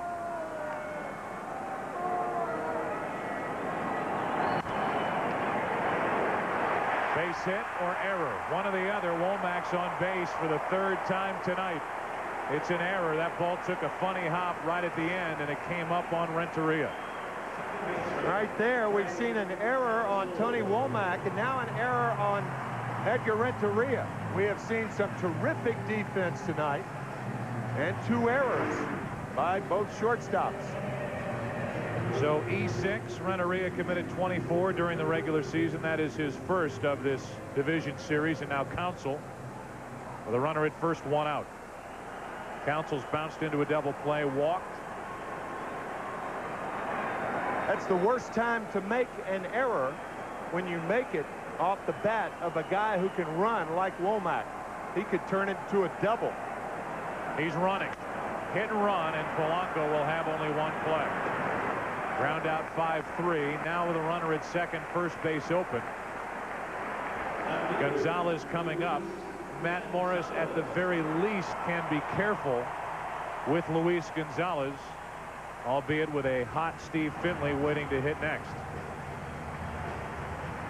I don't think Tony La Russa will walk Gonzalez here, because, as you said, Joe, with Finley swinging the bat as well as he is, Finley may have the better opportunity to get a hit. Now, if it's a long ball the Diamondbacks need, obviously it's Gonzalez. They'll pitch to him, albeit carefully. Runner at second, 2 out. There's another strike on the inside corner, which is where Morris has gone all night on Gonzalez. That's the 4th straight fastball on the inside corner to Luis Gonzalez.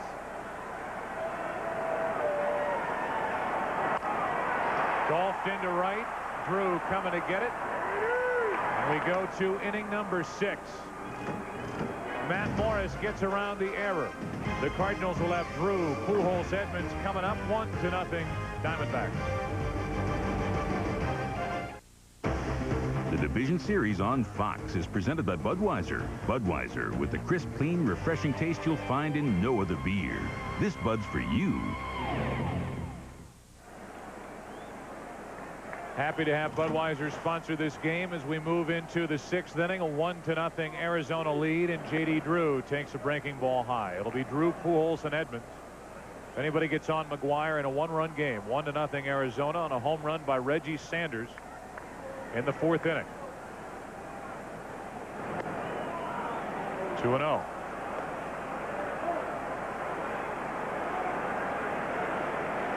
We watched Curt Schilling go down to the bullpen almost 40 minutes before the start of this game, which is extremely early. 2 balls and a strike on J.D. Drew. Typically, what, 25 minutes, maybe 30 minutes. A pitcher will go down there, but Schilling was down there in the bullpen, checking everything out, working on his delivery, stretching. Drew late with that. 2 balls, 2 strikes. Curt, a big advocate of visualization, imaging, trying to image and visualize his pitches on both sides of the plate as opposed to right down the middle. Bob Welch is pitching coach.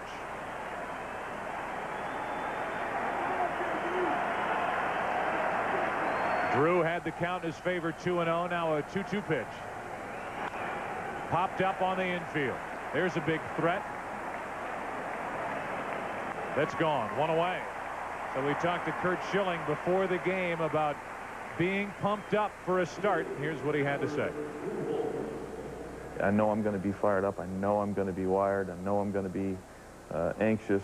And if I can just relax and use that, you know, I'll be throwing harder. I'll be locating better. My focus will be sharper. Well, I would say his focus is sharp here tonight as he has struck out 5, only 1 walk. He gets it past Pujols. Tim, you look at the 3-4 hitters for St. Louis. 2 young players that carried the Cardinals to this point in the season. Drew and Pujols are a combined 3 out of 28. And 0 for 4 tonight. Strike 2 on Pujols.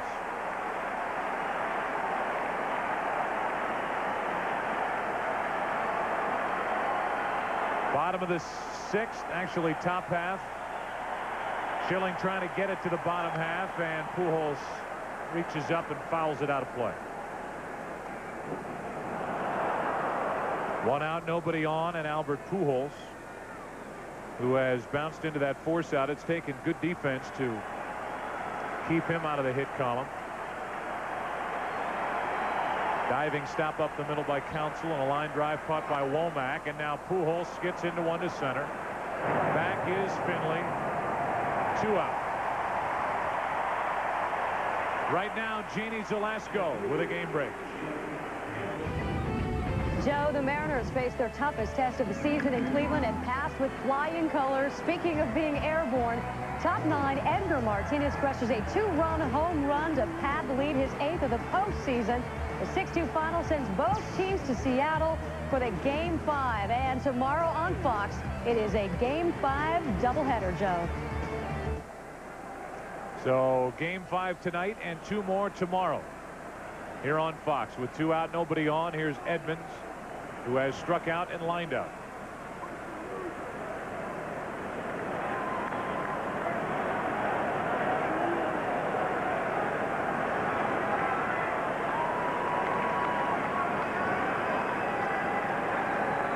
With the bases empty, Edmonds takes a strike.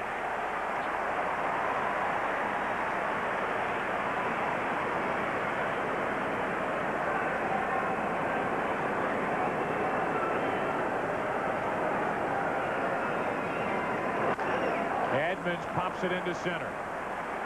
Part of the order, faced by Schilling, and he goes through him. 1, 2, 3.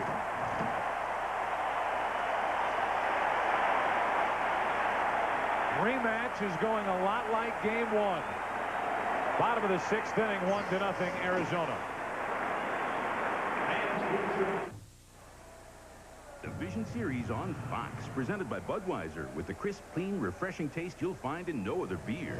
This Bud's for you. Steve Finley leads off and hacks at the first pitch, strike one. It'll be Finley, Sanders, and Grace for the Diamondbacks in the 6th inning, up by a run. And thrilled to have Curt Schilling on their side. And don't forget, as we move toward the late innings now, Randy Johnson is available, if needed, in the bullpen for Bob Brenly in Arizona. There's a strike, and it's 0-2.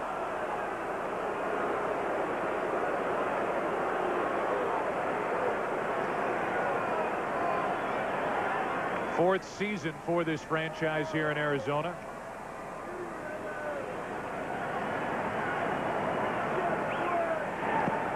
One ball, 2 strikes. 98 their first year. 1999 they won the West. Lost to the Mets in the divisional round in 4 games. Last year 85 and 77, a 3rd place finish, 12 games out behind the Giants. This year the Diamondbacks win the West again. 2 balls, 2 strikes on Steve Finley. And it was close too. They were never out by more than 1.5 games since July 1st, and never ahead more than 4.5 games. Won it by 2 over the Giants as Finley grounds one foul outside first.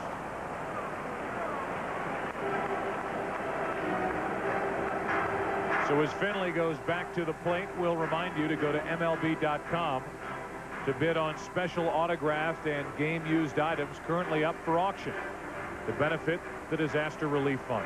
MLB.com.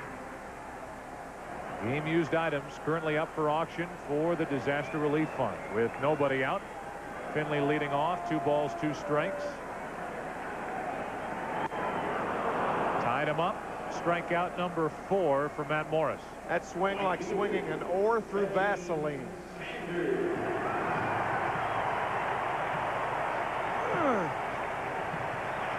One out, and Reggie Sanders, the only run of the game. It was memorable. 447 feet up into the restaurant in left field. Took a breaking ball and just lost it. Compelling ball game. The pitchers are making their pitches. The fielders behind them are making the plays. And it's Reggie Sanders who hit a ball where nobody could make a play. And now Morris runs one in on him, and Sanders doesn't like it. We look at the replay of the home run while Sanders walks out and talks to Morris, who comes in, and thankfully cooler heads prevail. About 5 years ago, it was Reggie Sanders who overreacted when Pedro Martinez, pitching a perfect game, hit Sanders leading off the 8th inning in Montreal. Reggie was with Cincinnati at the time. And you've got a 1-0 lead. You're in the 6th inning. Schilling pitching as well. As the worst thing you could do is wake the Cardinals up.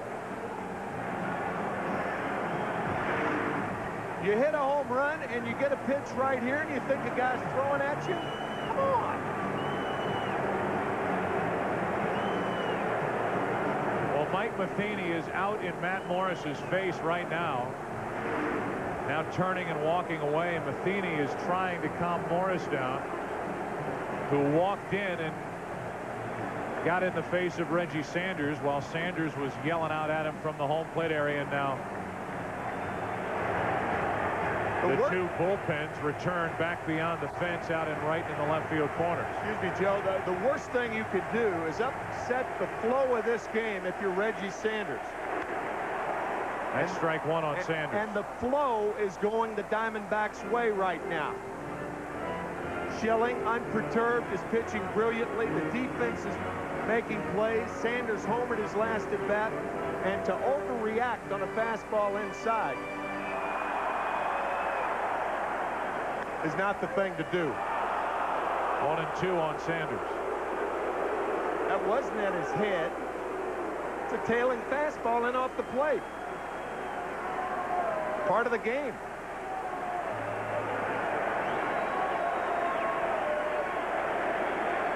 One out, bases empty. Sanders.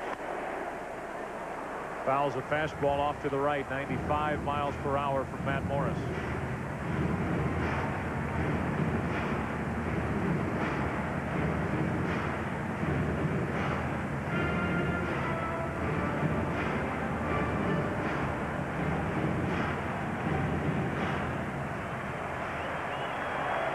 Another 1-2 and a breaking ball down low. 2 balls, 2 strikes with Grace on deck.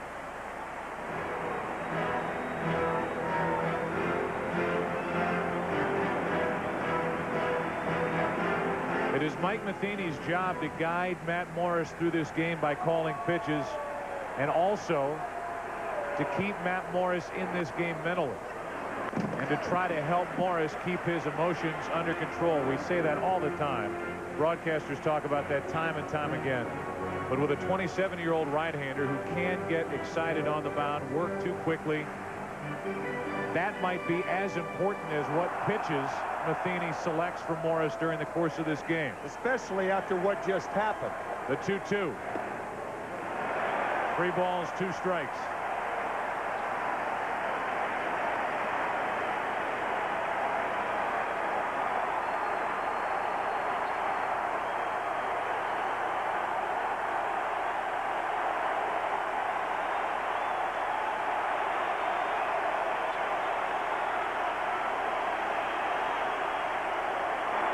Breaking ball, and he walked him.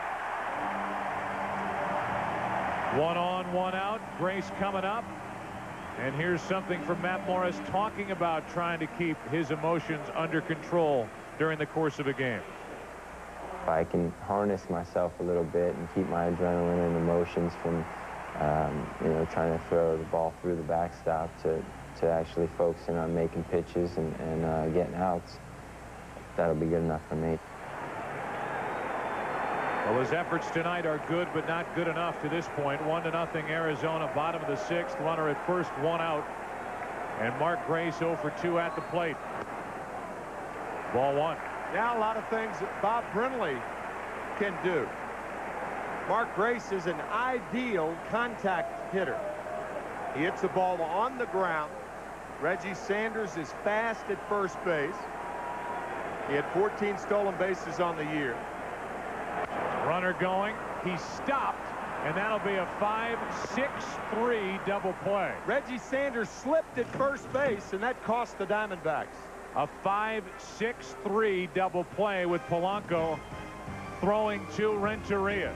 That'll do it. We go to the 7th, 1-0 Diamondbacks. Back after this from your local Fox station.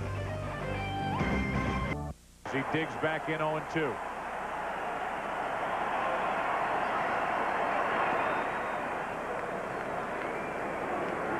Dustin Hermanson, who threw 3 perfect innings in yesterday's game 4, is getting loose for the Cardinals out in their bullpen.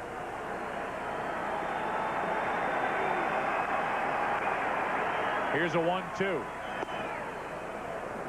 2 balls, 2 strikes to a man who has hit 583 career home runs. Randy Johnson still in the dugout as opposed to the bullpen. Jacket on. We're in the 7th. McGuire leading off.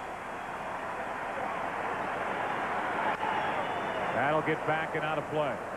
He was looking for that high fastball. Got up under it. Once again, if McGuire beats you, opposing pitchers think it's going to have to be on a pitch like this, a high rider. Tony La Russa putting McGuire in the lineup because of that chance. One flick of those mammoth wrists, he could tie the game. Stays alive. The count stays 2-2. There's the potential there, and there's also awareness on the part of Schilling or whoever is on the mound that McGuire is lurking. Although Mark during the regular season hit only 187.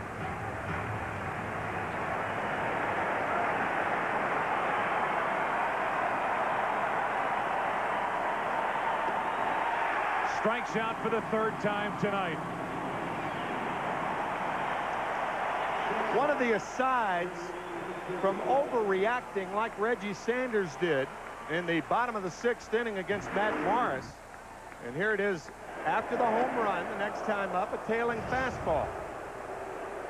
Both benches empty, and one of the asides that would be bad for the Diamondbacks is to make the starting pitcher think that he has to go out and protect you by throwing one inside to a Cardinal, hitting a batter, and then losing the ball game. That's off Schilling to Womack. 1-6-3, 2 out.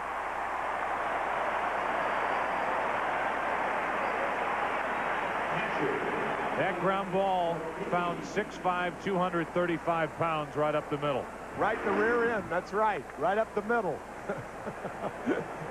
Caroming to Womack, who completes the play.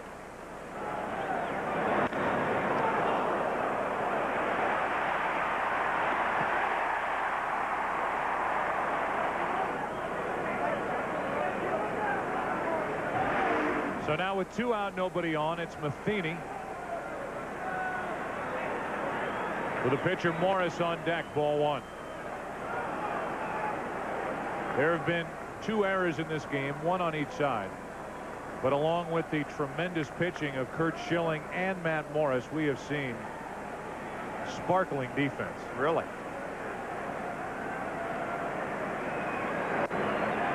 That's over but low. It's 2-0.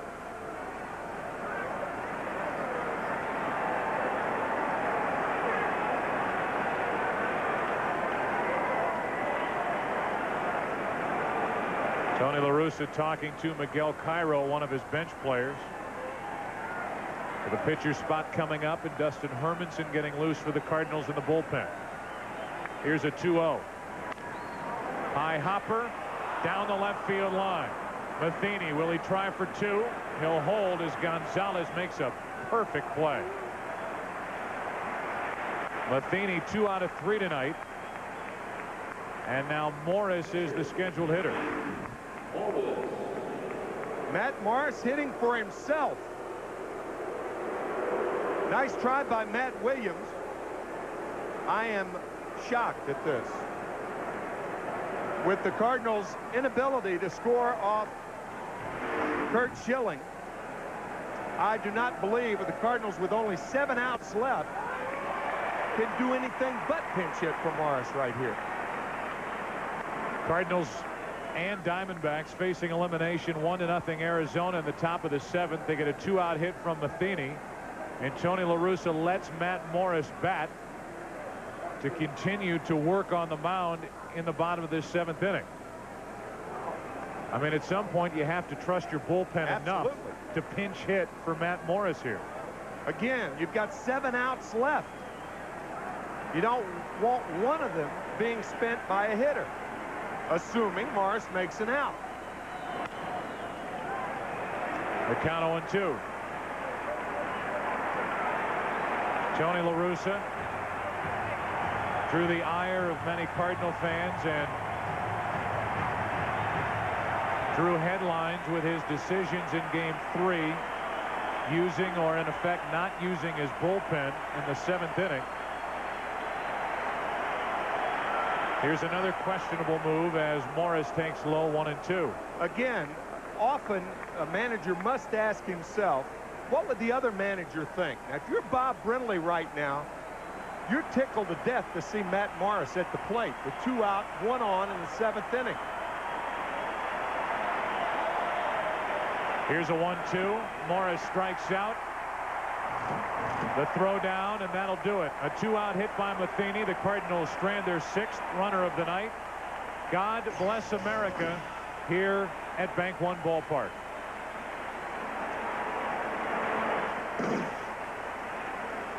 Ladies and gentlemen, for this evening's 7th inning stretch, Major League Baseball and the Arizona Diamondbacks invite you to rise and show your pride in the United States of America. Sing as Jesse McGuire leads us in God Bless America.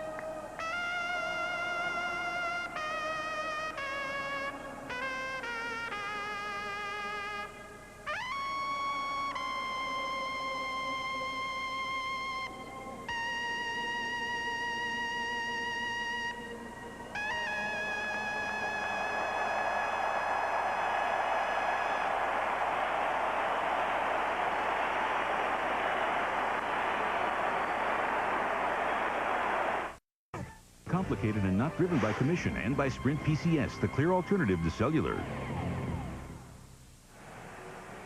Well, Matt Morris is back to the mound, to the surprise of at least us.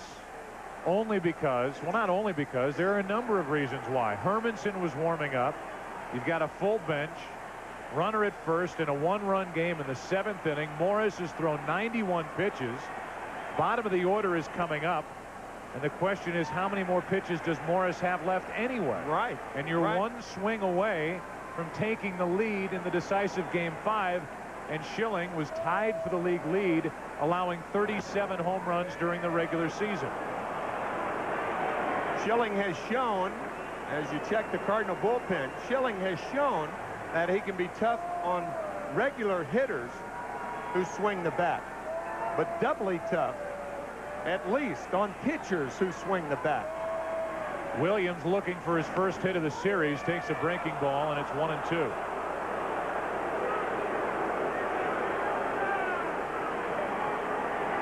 In the 8th inning, it'll be the top of the order for St. Louis. Vina, Polanco, and Drew. If anybody gets on, Pujols.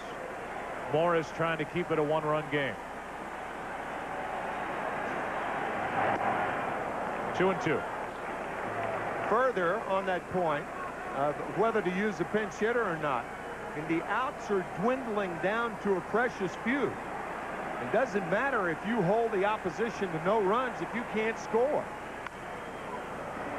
Williams reaching for it, and the count stays 2-2. And however slim the opportunity to score with a runner in Mike Matheny at first base and 2 outs, you still have to pinch hit in that situation. You've got to.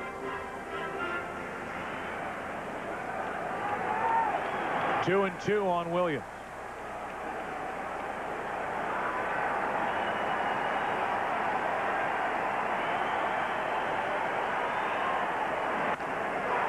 Fly ball into center.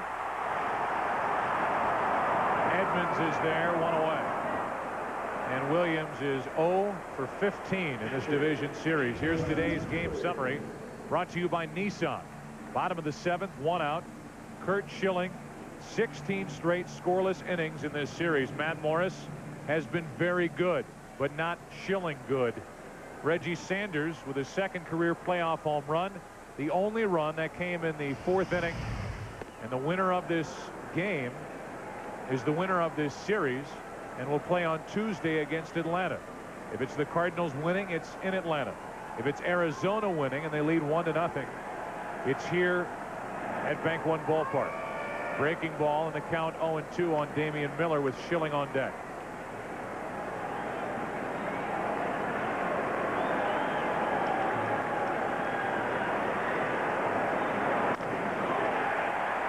In and out of the glove of Renteria, and Miller is on with 1 out in the 7th.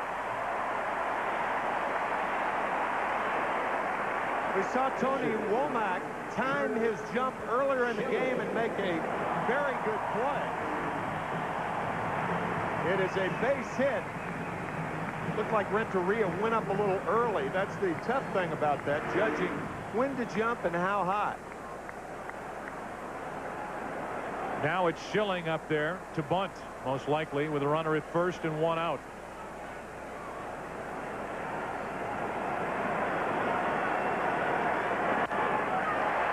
The bunt is good enough. Sacrifice good, 1-4. And it's a runner at second with 2 out, and this crowd is appreciative of everything Schilling is doing.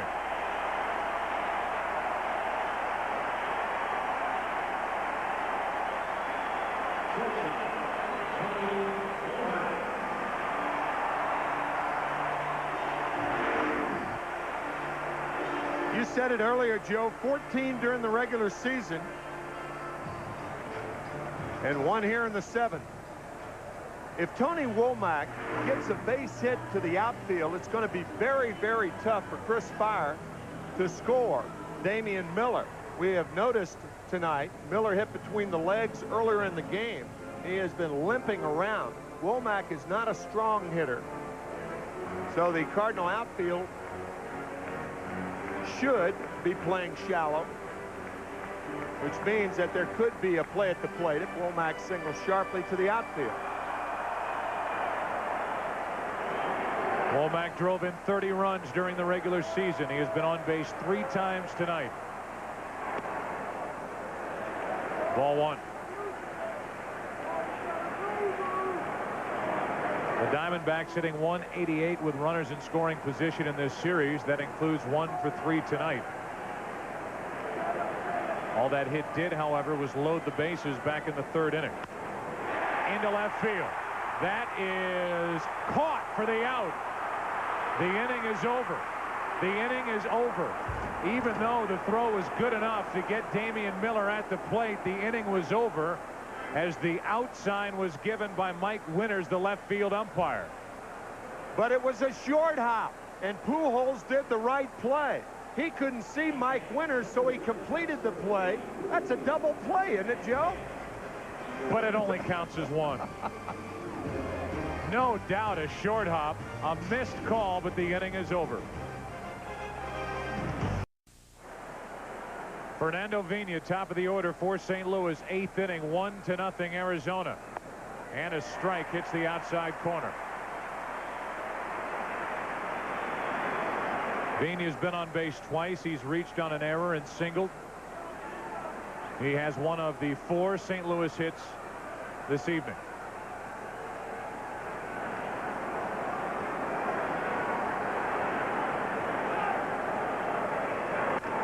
To the right side for Counsell.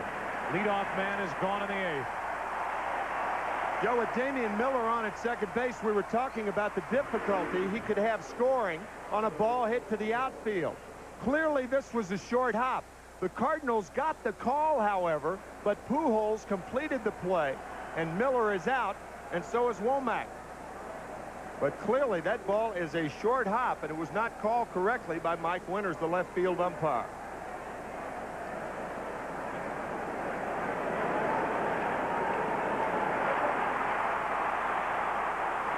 Damian Miller trying to score on the play. The ball was there waiting for him. We're in the top of the 8th, and Polanco takes ball 1 upstairs.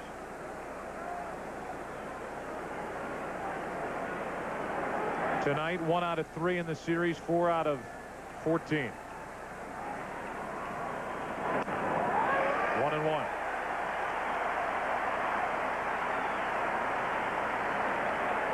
Schilling threw 101 pitches in that 3-hit shutout in game 1. He's up to 102 here in game 5, and he has 1 out recorded in the 8th.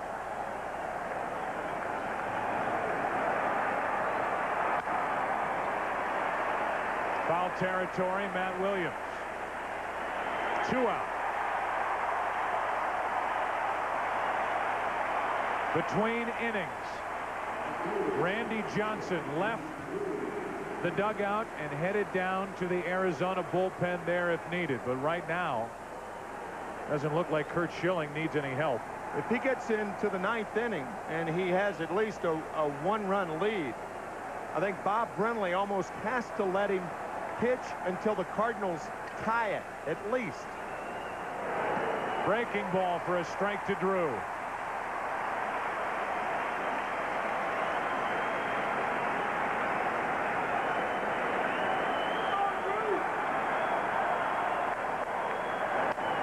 Drew lines 1 into right field. Well hit. Back at the wall. Tie game. J.D. Drew has tied it with 2 out in the 8th.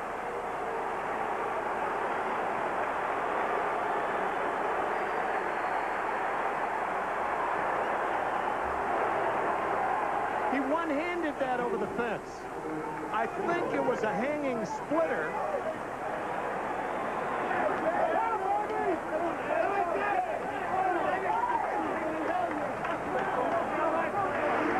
Watch the swing.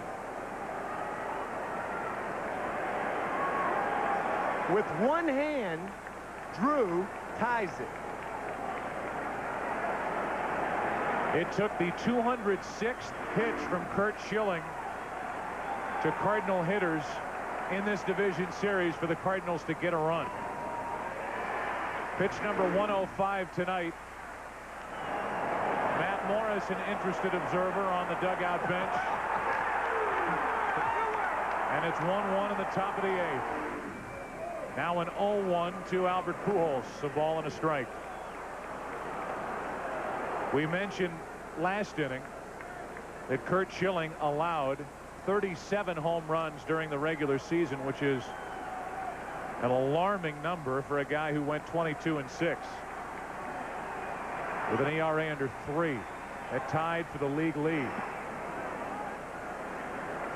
2 balls and a strike.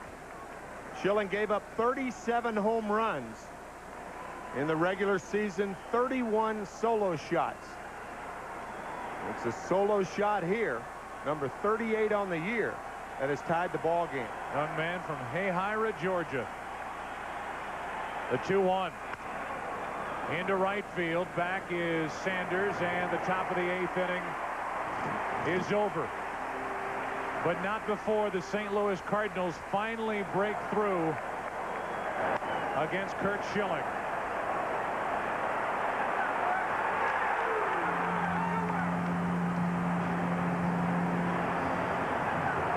So one pitcher's disgust to another's elation. We start over in the bottom of the 8th.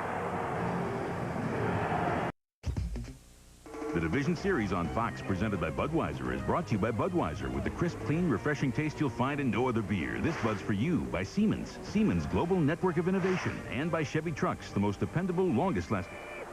First pitch is strike to Craig Counsell. Bottom of the 8th inning underway. 1-1 the score.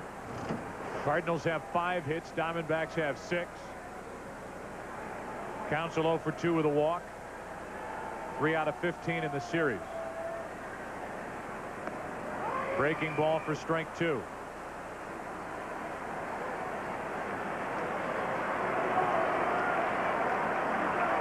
Schilling thinking about that pitch to J.D. Drew with 2 outs in the top of this 8th inning. Here's an 0-2 to Counsell. 1-2. 106 pitches on the night for Matt Morris as Randy Johnson and Byung-Hun Kim get loose in the Arizona bullpen.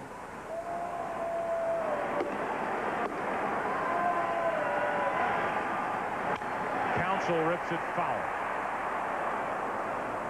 The season high for Matt Morris, 123 pitches. He's up to 107, and Steve Klein is getting loose in the bullpen. On deck, Luis Gonzalez. 57 home runs during the regular season. The 1-2 pitch. That's foul. If Counsell makes an out, I think Tony La Russa will bring Klein in the game. Because as we talked about his first 3 at-bats, Matt Morris has been pitching Gonzalez inside all night. This is his 4th at-bat. Morris is over 100 pitches, close to 100 pitches. Counsell loops one into right. Drew coming on, 1 out. And he can't get inside on Gonzalez anymore. So if he does get him out, he's either going to have to reach back to get inside or take another approach.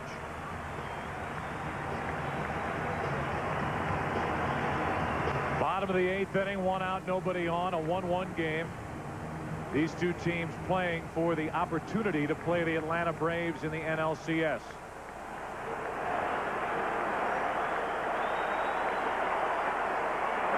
Breaking ball for a strike to Gonzalez.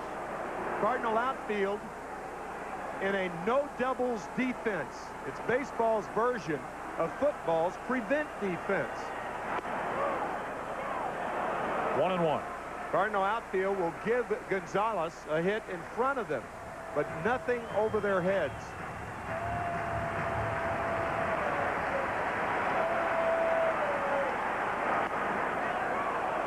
Two and 1. And we haven't seen Morris come inside on Gonzalez yet. 3 curveballs. Tony La Russa thought he went around on that last curve. Chuck Merriweather said no.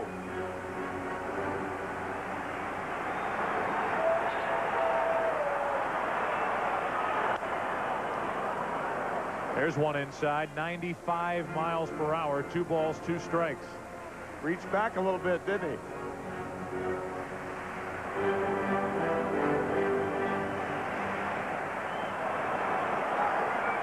Gonzalez 2 hits tonight. Full count.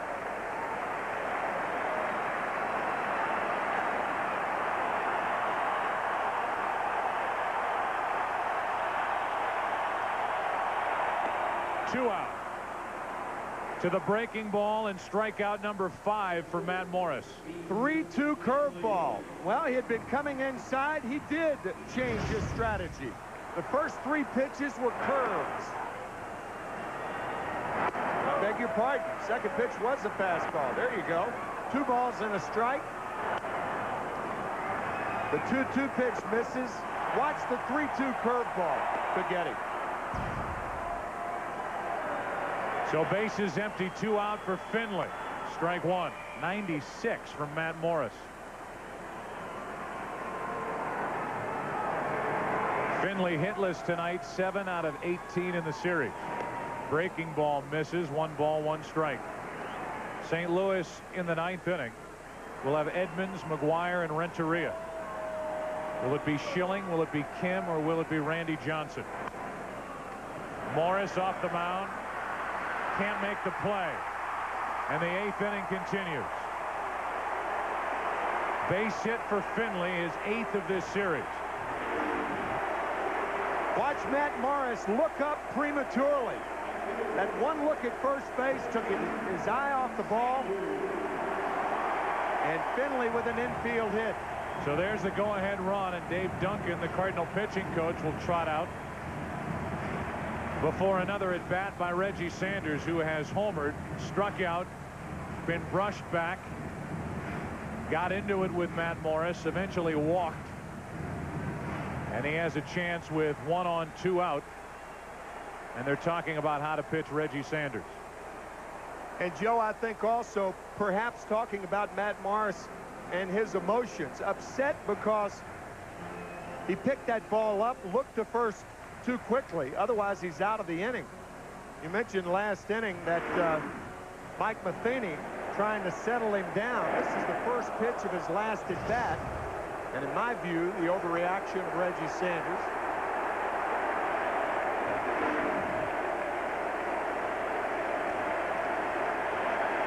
Now another meeting of the two. 1 on, 2 out. Ball 1.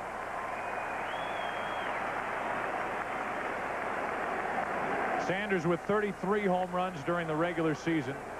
1 for 2 tonight. 5 out of 14 in the series. And the home run back in the 4th inning, his first RBI of this division series.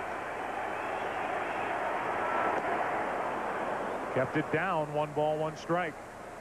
We've already mentioned that's where Reggie Sanders likes it. The home run came on a curveball over the middle of the plate.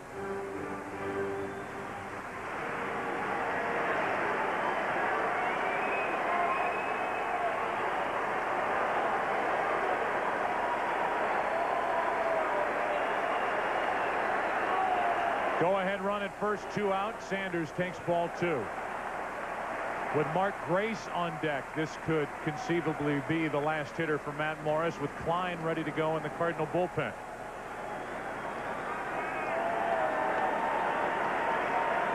But right now, it's Morris against Sanders.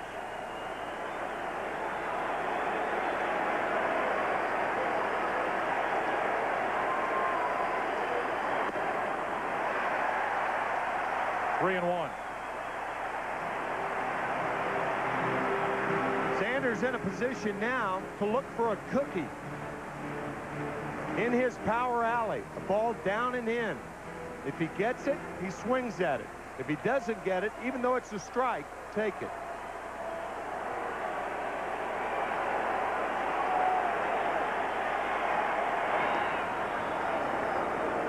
The question, just to put it out there before Sanders does something in this at bat, the question for Tony La Russa is, would he rather have Morris face Grace or a left-hander like Klein face Colburn, who's on the bench for Arizona? But right now it's Morris against Sanders. 1 on, 2 out. Now 2 on with 2 out, and Grace can't wait to get to the plate.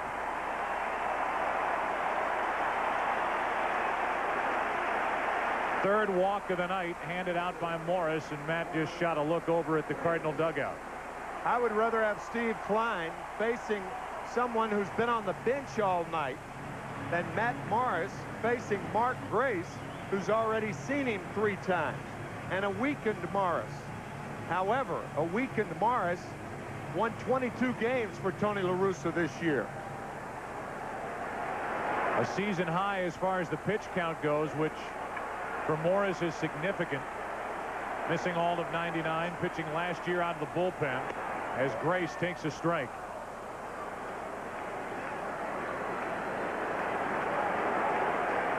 Finley, Sanders, the runners.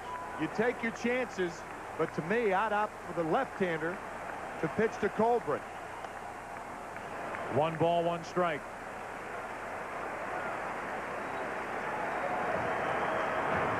So again, a season high 125 pitches for Matt Morris.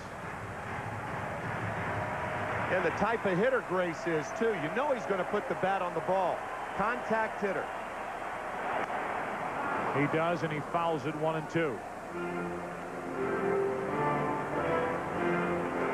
Grace, his entire career spent with the Chicago Cubs until this season. He became the answer for Jerry Colangelo, Joe Garagiola Jr., and Bob Brenly at first base. A chance to put the Diamondbacks back out in front, and Matheny wants to talk about the approach.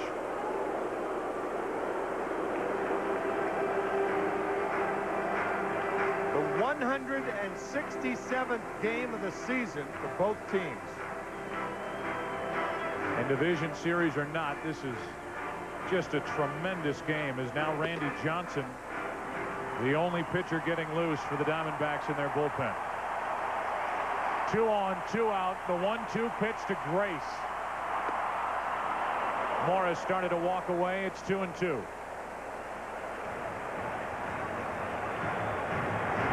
Oh, so close.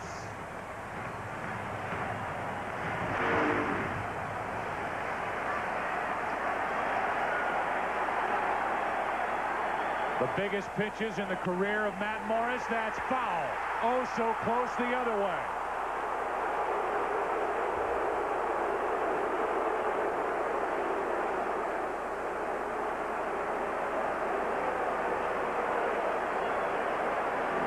Bob Brenly.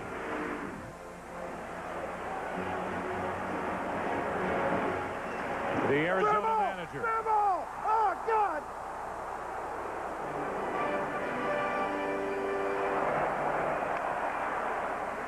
Watch Grace.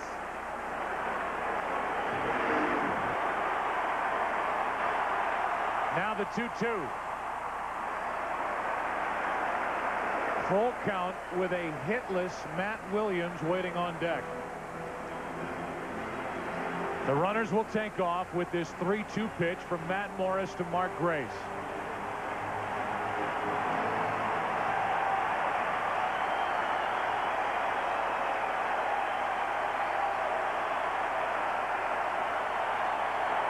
Breaking ball, got him, and the inning is over.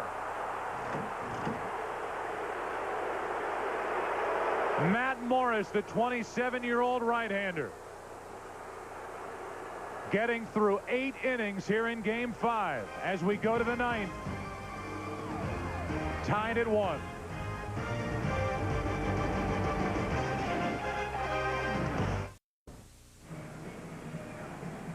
That pitch, you have to determine whether when it went across the plate, was it above Mark Grace's knees? One more click, guys. There, right there. I think so. I think that ball was high enough to be a strike. Naturally, Matheny catches it about 3 inches off the ground, but it's not where he catches it. Grace did not agree with the call. So now it's the 9th inning, and it's Curt Schilling back to the hill. Even with Randy Johnson in the bullpen, even with the left-handed Edmonds coming up, and a strike over the inside corner. Edmonds 2 home runs in this series. He's gone deep in 2 consecutive games leading into this one. A 1-1 game in the 9th inning of the decisive 5th game. Edmonds up the middle, and the go-ahead run is on. So we'll ask the question the other way. We've been talking about Tony La Russa's moves all night. If you bother to have Randy Johnson getting ready, why not Johnson against Edmonds? And you're going to have a pinch hitter for Mark McGwire also. So Mark McGwire, with 3 strikeouts tonight, is going to be lifted for the pinch hitter, Kerry Robinson. Your point is well taken, though, Joe. I mean, why have Randy Johnson up if you're not going to bring him in? He's still up. But the one guy, perhaps of all the Cardinal hitters, that you want Randy Johnson pitching to is Jim Edmonds. But Edmonds is on with a hit, and Robinson will be at the plate. He's not up there to hit the ball out of the park. He's up there to try to bunt the go-ahead run down to second base. Because he could have tried to hit the ball out of the ballpark. He's hit a few in his lifetime. He has. So Mark McGwire shows you what kind of a year he has had. Being called back to the bench, lifted for the pinch hitter, Kerry Robinson, bunting situation or not. That didn't happen prior to this year. Nope. A tremendous game here in the 9th inning.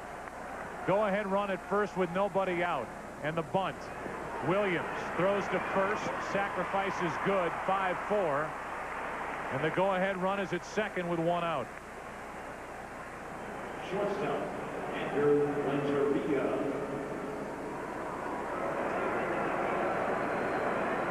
Mark McGwire high-fiving Kerry Robinson, not pouting over on the bench as Robinson got the bunt down. A perfect bunt. Matt Williams could have gone to second base, but it's a risky play. He takes the sure out at first. Something to consider right now is walking Renteria. You have Matheny on deck. I'm sure Tony La Russa would pinch hit for Matheny, but Renteria is a dangerous hitter. Don't let that fool you that he's hitting 7th because he's not a good hitter.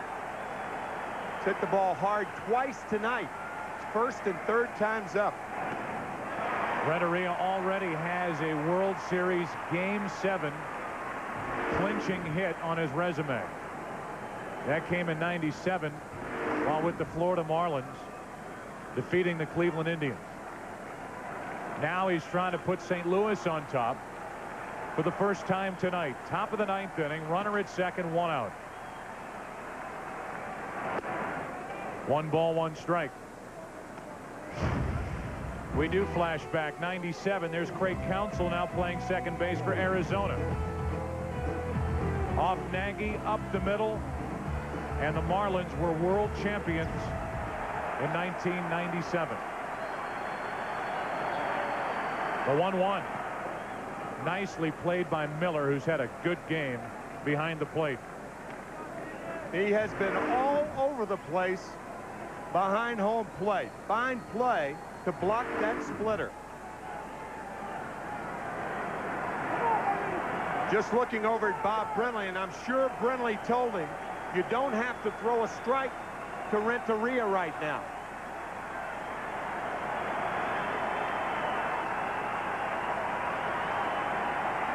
The 2-1. 2-2. Still get a good idea of the movement of the pitches from Schilling when Renteria, ahead on the count, takes a swing like that. At that cut fastball out of the strike zone. I do not think Renteria gets a strike in this at bat. Go ahead run at second with 1 out, 9th inning, tie game.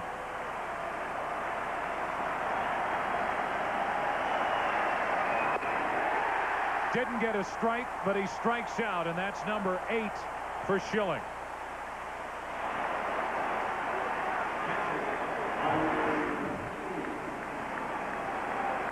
Shoulder high to get him. So now a meeting on the mound. Miller talking to Schilling. Matheny at the plate 2 out of 3, and he's hit the ball hard 3 times. But in my mind, and obviously to the Diamondbacks, if they put Matheny on, Morris does not hit. He's already past his limit with his pitch count. The Cardinal bullpen is ready. And to me, you go right after Mike Matheny. Right. I mean, there's really nothing to talk about here as Bob Welch comes out to talk to Curt Schilling. So while they talk, we'll talk about tomorrow, a doubleheader of Game 5s on Fox. First at 4 Eastern, 1 Pacific, the Indians and Mariners square off in Game 5 of their series, followed at 8 Eastern, 5 Pacific by Game 5 between the A's and Yankees in the Bronx. The road to the World Series continues on Fox tomorrow, beginning at 4 Eastern, 1 Pacific. 117 pitches on the night for Curt Schilling. Mike Matheny, on the other hand, hit .218 this year. Regardless of his at-bats tonight, if a .218 hitter puts you ahead in the 9th inning of perhaps the last game of the season, so be it. A fan gets on the field. We won't show him. And while the clock strikes 8 here in Phoenix, 11 o'clock back east, we'll try to recap what's happened. We came in talking about pitching. We may go out for the moment talking about a big hit, but it was the pitching that stepped to the forefront again. A rematch of Game 1 between Curt Schilling and Matt Morris. Game 1, a 1-0 victory as Schilling pitched a 3-hit shutout. Well, here tonight, Schilling rolling until the 8th inning with 2 out after a home run by Sanders put Arizona up 1-0 in the 4th inning. J.D. Drew one-handed a ball over the wall in right to tie it at 1. Matt Morris and Schilling still the only pitchers we've seen in this game. That is likely about to change. But in this decisive Game 5, the division series between Arizona and St. Louis, it is the best game of this postseason that we have seen. 1-1, 9th inning, go-ahead run at second, 2 out for St. Louis. The winner of this game plays the Braves in the National League Championship Series starting Tuesday. Again, the infielders a step or two deep, deeper than they'd normally be to knock a ball down. Matheny takes a strike. The Diamondbacks in the bottom of this 9th will have Williams, Miller, and then Schilling, the bottom 3 in the order.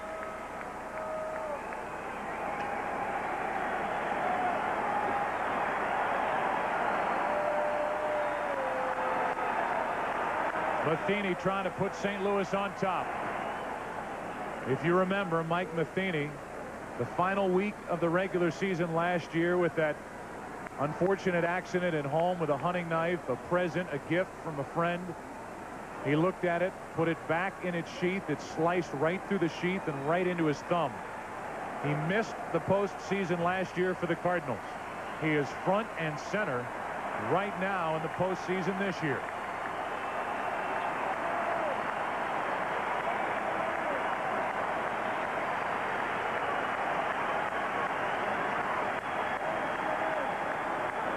As Schilling came set, Matheny was granted time by the home plate umpire, Jim Joyce.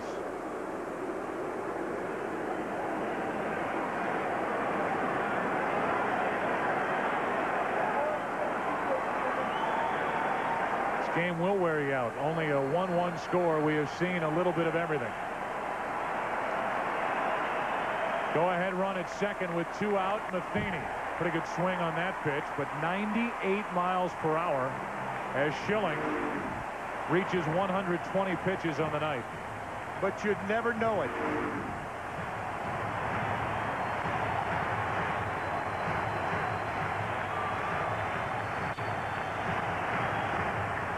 Matheny's going to either see a fastball or a splitter. Game situation. Schilling cannot get beat with anything but his best, and those are his 2 best pitches right now.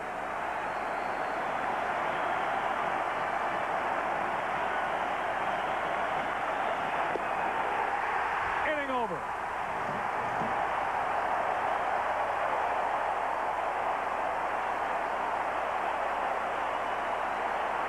Fastball. The Diamondbacks will bat in the bottom of the 9th with a chance to win it and go to the NLCS.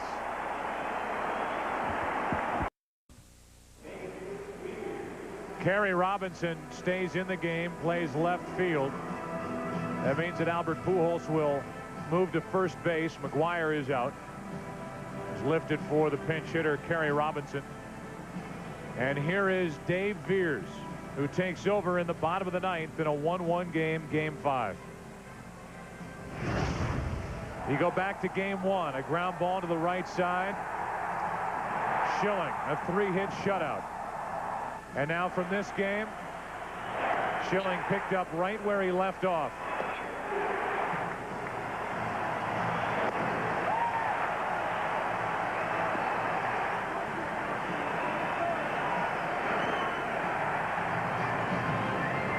The last strikeout is 9th of the night to get Matheny and send it 1-1 into the bottom of the ninth. The numbers for Dave Veers, who lost his spot as the Cardinal closer.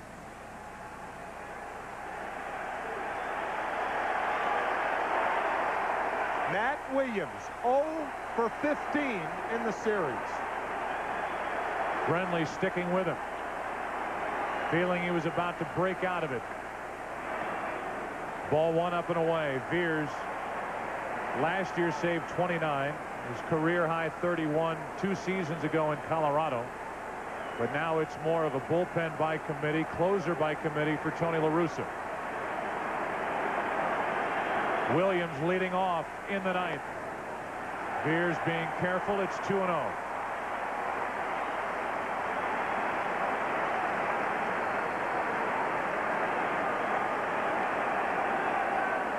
Two home runs for Matt Williams in his career against this right-hander. The former closer against the Diamondbacks' former cleanup hitter. Both have been deposed in the count 2-1.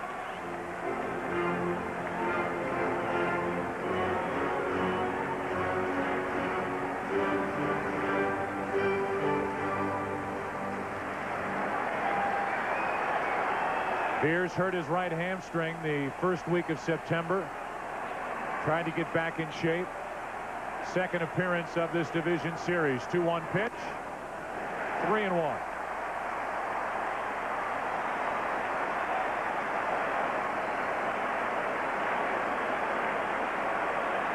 Williams will get a good pitch to hit on this count.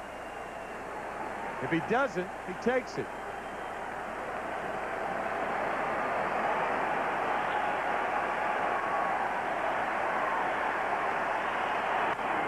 Into right field, well hit. Down into the corner. It is one hop up against the wall and a leadoff double, his first hit of the series.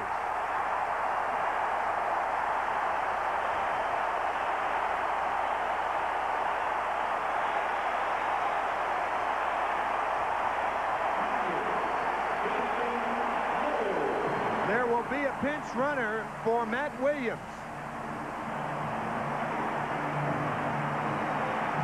Midray Cummings in to run for Williams, who just got his first hit in 5 games.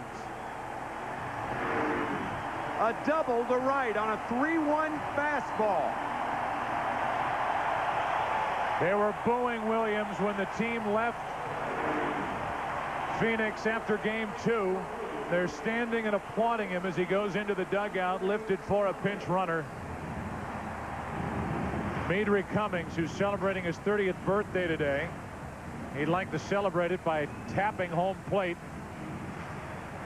with the winning run in this divisional series. Miller will be bunting. Albert Pujols at first base is way in, and now Chris Spire wants to talk to Damian.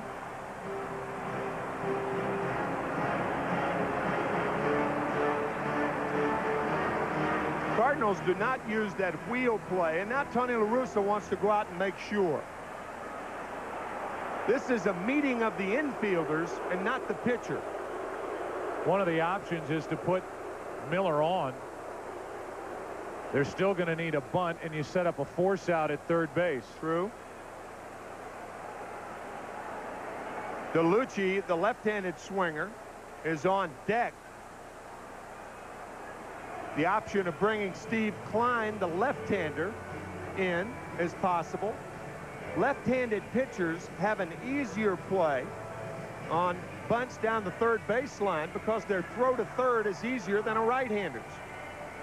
But Beers is being left in there. And if you're Damian Miller, you want to try to bunt the ball down the third baseline and make Polanco field the ball. Look how close Pujols is at first.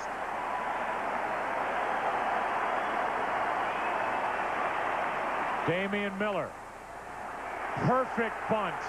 Winning run at third. 1 out.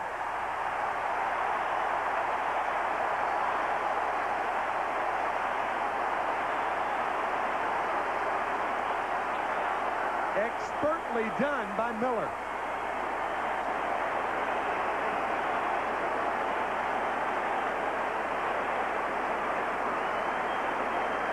Now DeLucci will be the pinch hitter for Schilling. J.D. Drew in right field is too deep. The outfielders have to come in thinking a sacrifice fly. The game's over. J.D. Drew is too deep and nobody's moved him in yet. Now Jim Edmonds is moving him in. Tony La Russa is looking out there, and Tony's going to make the move for Steve Klein. So DeLucci will likely be called back. Colburn may get his chance here in the 9th inning. Winning run at third, 1 out. Game 5.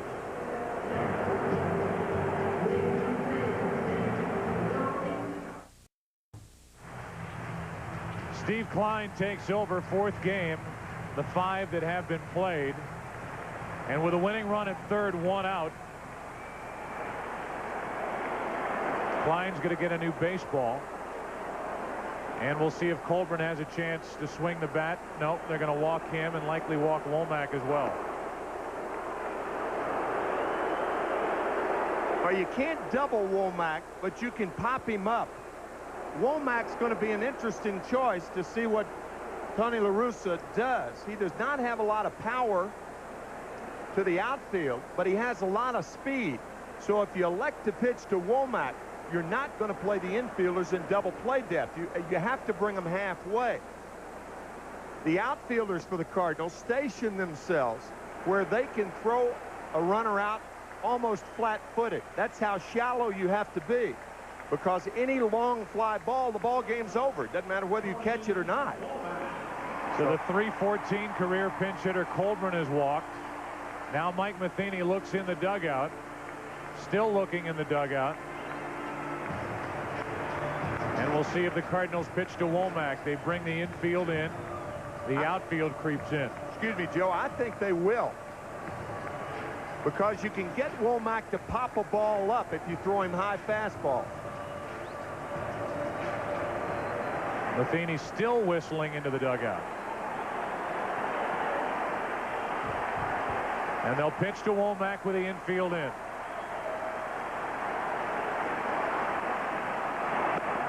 On the outside corner, strike 1.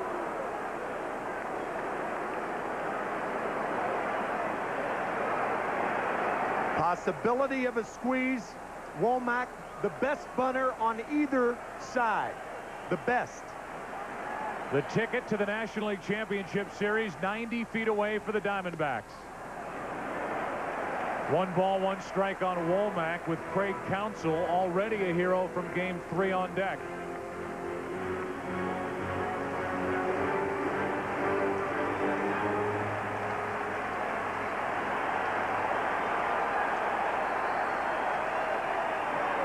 The 1-1 squeeze play, and he missed it. Cummings tagged out for the 2nd out of the inning.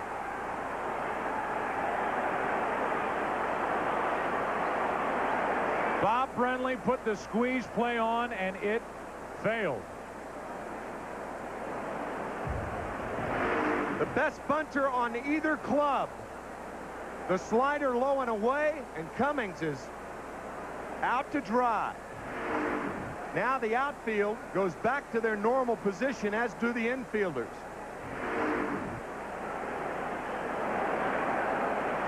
You've got to make contact. You've got to at least foul it off. Womack didn't either. Now Batista will come in and run as we get another look. Matheny with a good pickup on the short hop. A Gold Glove award-winning catcher. Went down, made the tag, and now Batista will run for Colburn, who was bothered by a bad knee for the first half of the season. Curt Schilling has been taken out of this game, watching from the bench.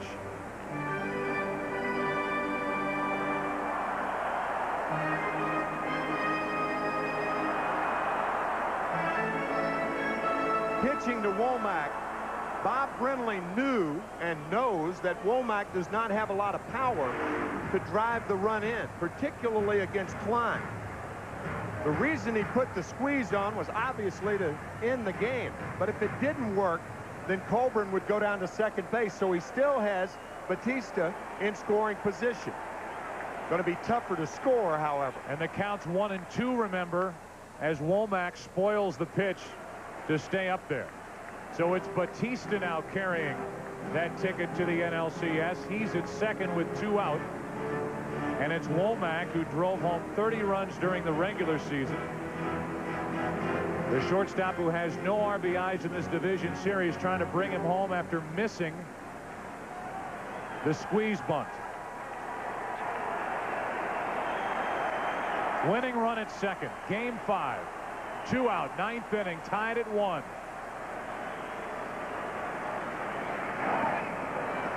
Matheny out to save it, 2-2. Now, when you're pitching to Womack with runners on at first and third, all the Diamondbacks need 1 run. It may have been in Steve Klein's plan, don't throw him a strike in case he tries to squeeze. First pitch was a slider on the plate. That one at which he bunted was way outside. That's out of play. The Cardinals, by the way, after all of these moves, still have their pitcher in the number 9 spot. And if this game goes to the 10th, that would be Klein set to lead it off.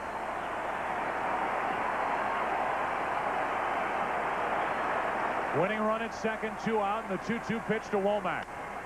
Little floater, left field. Here comes Batista. Here's the throw. Diamondbacks going to the NLCS.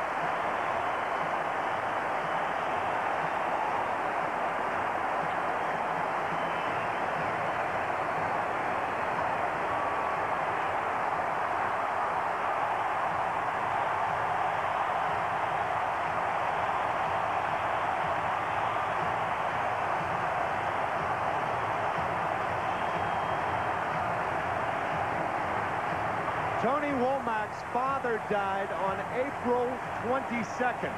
On Father's Day of this year, he hit his 2nd career grand slam, dedicated to his father. What must Dad be thinking now?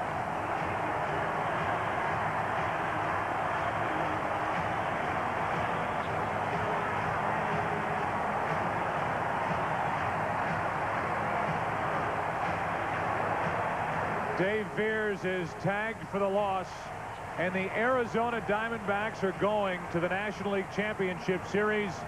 They will host the Braves here on Tuesday. He missed on the squeeze, and Womack wins it with a 2-out, 2-strike hit. In one at bat, he experienced both ends, the nadir and the high.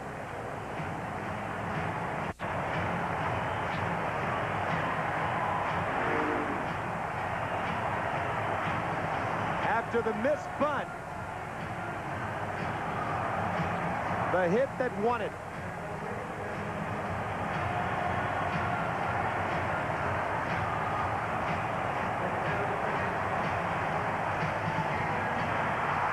Danny Bautista scoring the winning run, and the Diamondbacks, for the first time in their 4-year franchise history, are going to the League Championship Series. Curt Schilling reacting. He's the winner tonight, and he deserved it. Standing by with us down on the field is the hero, one of the heroes, getting a hug. Tony Womack.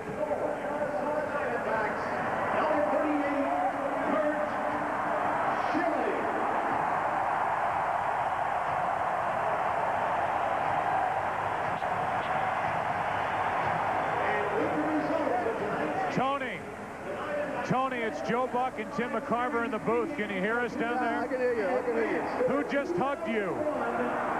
Well, I can't hear you now. As the crowd gets loud, Tony, was that your mother giving you a hug? No, that was my wife. That was your wife.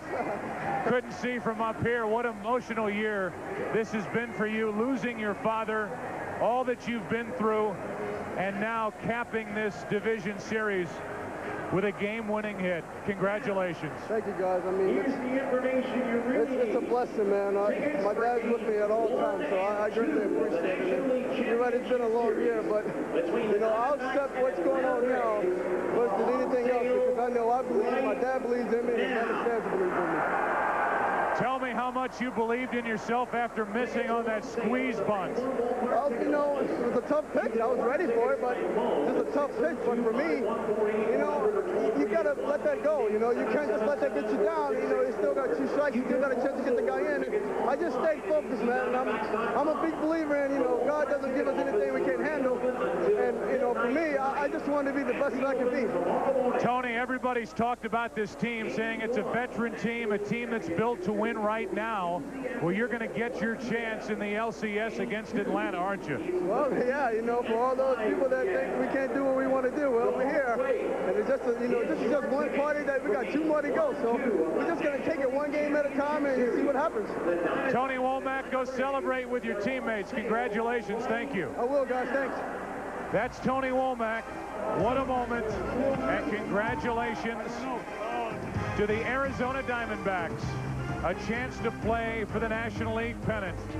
Bob Brenly, Curt Schilling, the rest of this team fought with the Cardinals, and they win Game 5, 2-1. Back in a moment.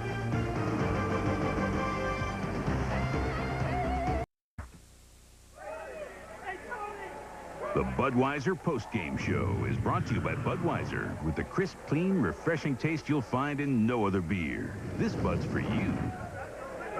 Well, Tim McCarver, this rematch of Game 1 did not disappoint at all. Oh, man, what a ball game. And how about the way the runs were scored?